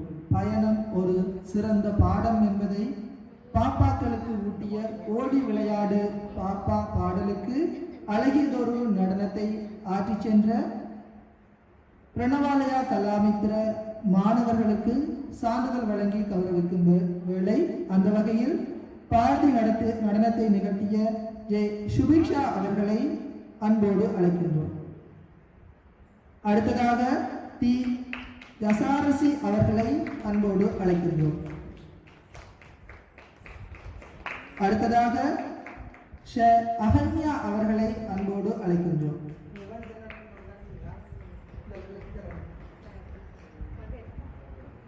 அடுத்ததாக கா ஐஸ்வர்யா அவர்களை அன்போடு அழைக்கின்றோம்.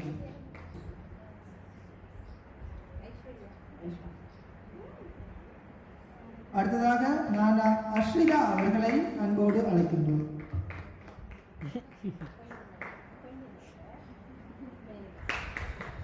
அடுத்ததாக தர்ஷானியா அவர்களை அன்போடு அழைக்கின்றோம்.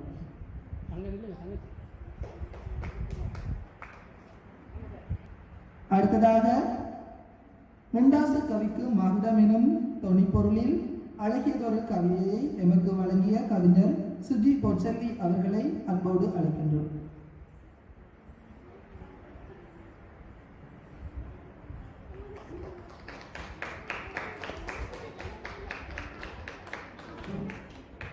சான்றிதழ்களை பெற்றுச் சென்ற மாணவிகளுக்கும் கவிஞருக்கும் நன்றியை தெரிவித்துக் கொண்டு சான்றிதழ்களை வழங்கி வைத்த எமது பிரதம அதிதிக்கும் நன்றியை தெரிவித்துக் கொண்டு பிரதம அதிதி அவர்களை ஓரிரு வார்த்தைகள் கூறுமாறு அன்போடு அழைக்கின்றோம்.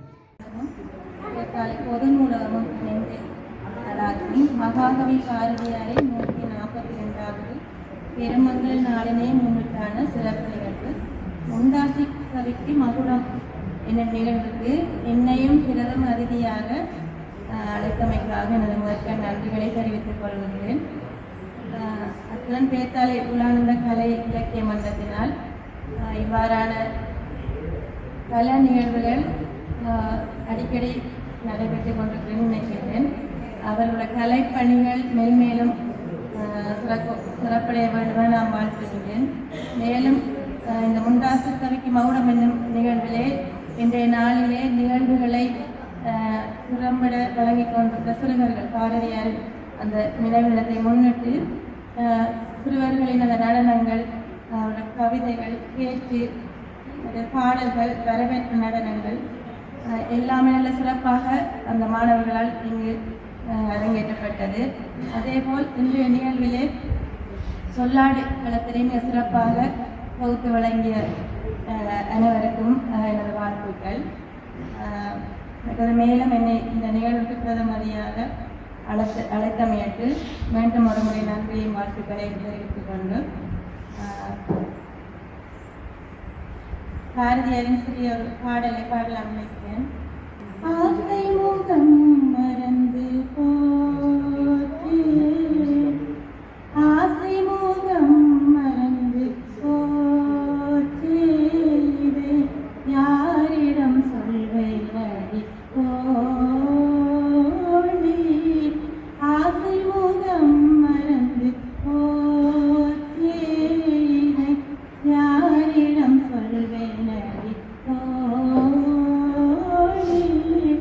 நேசம் மறக்கவில்லை நெஞ்சம், நேசம் மறக்கவில்லை நெஞ்சம், நினைவு முகம் மறக்கலாமோ,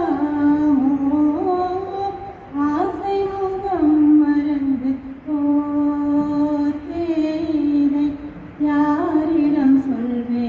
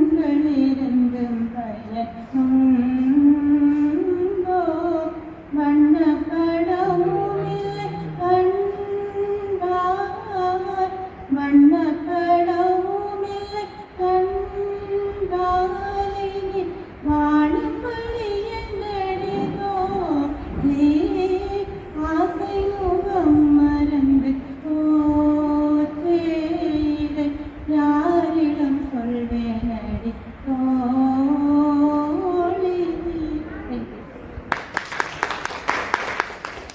உரையாற்ற கூப்பிட்டாலே ஒளிந்தோடும் நபர்களுக்குள் உரையுமாற்றி அழகானதொரு பாரதியின் பாடல்களையும் வழங்கி வைத்த எமது பிரதம அதிதிக்கு நன்றியை தெரிவித்துக் கொண்டு அடுத்ததாக சொல்லாடு களத்தில் உரையாற்றிய உரையாளர்களை மதிப்பு செய்யும் தருணம். அந்த வகையில் உரையாளர்களுக்கான சான்றிதழ்களை வழங்கி வைப்பதற்காக சொல்லாடு களத்தின் தலைமை திருமதி பாரதி ஷாஜகான் அம்மணி அவர்களை மேடைக்கு அழைக்கின்றோம்.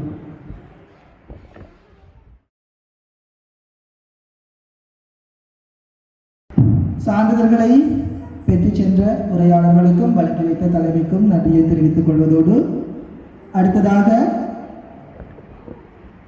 இன்றைய பாரதியாரின் முண்டாசு கவிக்கும் மகுடம் நிகழ்வின் சிறப்பங்கமான சொல்லாடு களத்திற்கு தலைமை தாங்கிய தலைமையை சிறப்பு செய்யும் வேளை அந்த வகையில் அவருக்கான கௌரவத்தை பெற்றுக் கொள்வதற்காக திருமதி பாரதி ஷாஜகான் அம்மணி அவர்களை மேடைக்கு அழைக்கின்றோம். இவருக்கான கௌரவத்தினை வழங்குவதற்காக விவேகானந்தர் கலை இலக்கிய மன்றத்தின் தலைவர் திருமிகு மரகதம் பிரகாஷ் அவர்களை மேடைக்கு அழைக்கின்றோம்.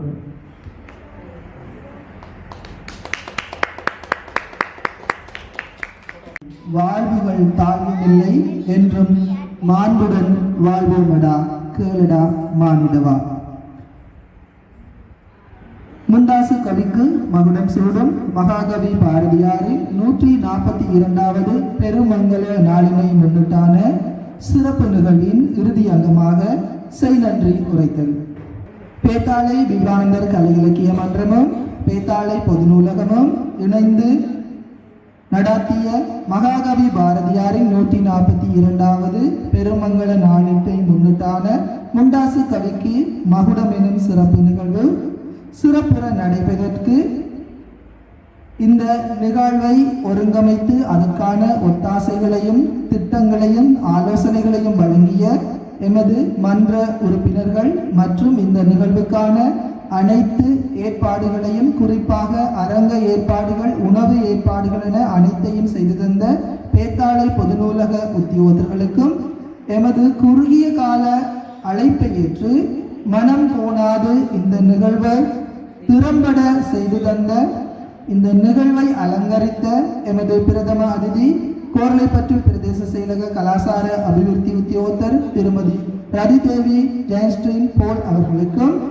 சொல்லாடு களத்தை மிகவும் காத்திரமானதாக மிகவும் சிறப்பாக நிகழ்த்தி தந்த திருமதி பாரதி ஷாஜகான் அவர்களுக்கும் உரையாளர்களாக பங்கு கொண்டு பாரதியின் புகழை நுட்பமாக வெளிப்படுத்திய எமது உரையாளர்களுக்கும் மிக குறுகிய காலத்துக்குள் பாரதியோடு சம்பந்தப்பட்ட கலை நிகழ்வுகளை பயின்று இங்கு பார்வையாளர்களின் கண்களுக்கு விருந்தூட்டிய பிரணவாலய கலாமித்திர மாணவர்களுக்கும் அழகிய கவிதையை ஆற்றி வைத்து அனைவர்களுக்கும் பாரதியை ஊற்றிச் சென்ற கவிஞர் சுஜி பொற்செல்வி அவர்களுக்கும் மேலும் பார்வையாளர்களாக கலந்து கொண்ட மாணவ மாணவிகள் உத்தியோகத்தர்கள் பெரியோர்கள் அனைவருக்கும் எமது மன்றம் சார்பில் மேலான நன்றியை தெரிவித்து இந்த பாரதியாரின் இந்த பெரும் மங்கள நிகழ்வு தொடரும் அனைவருள்ளும் மங்களிக்கொணும் என்று வேண்டி வந்தே மாதரம். நன்றி.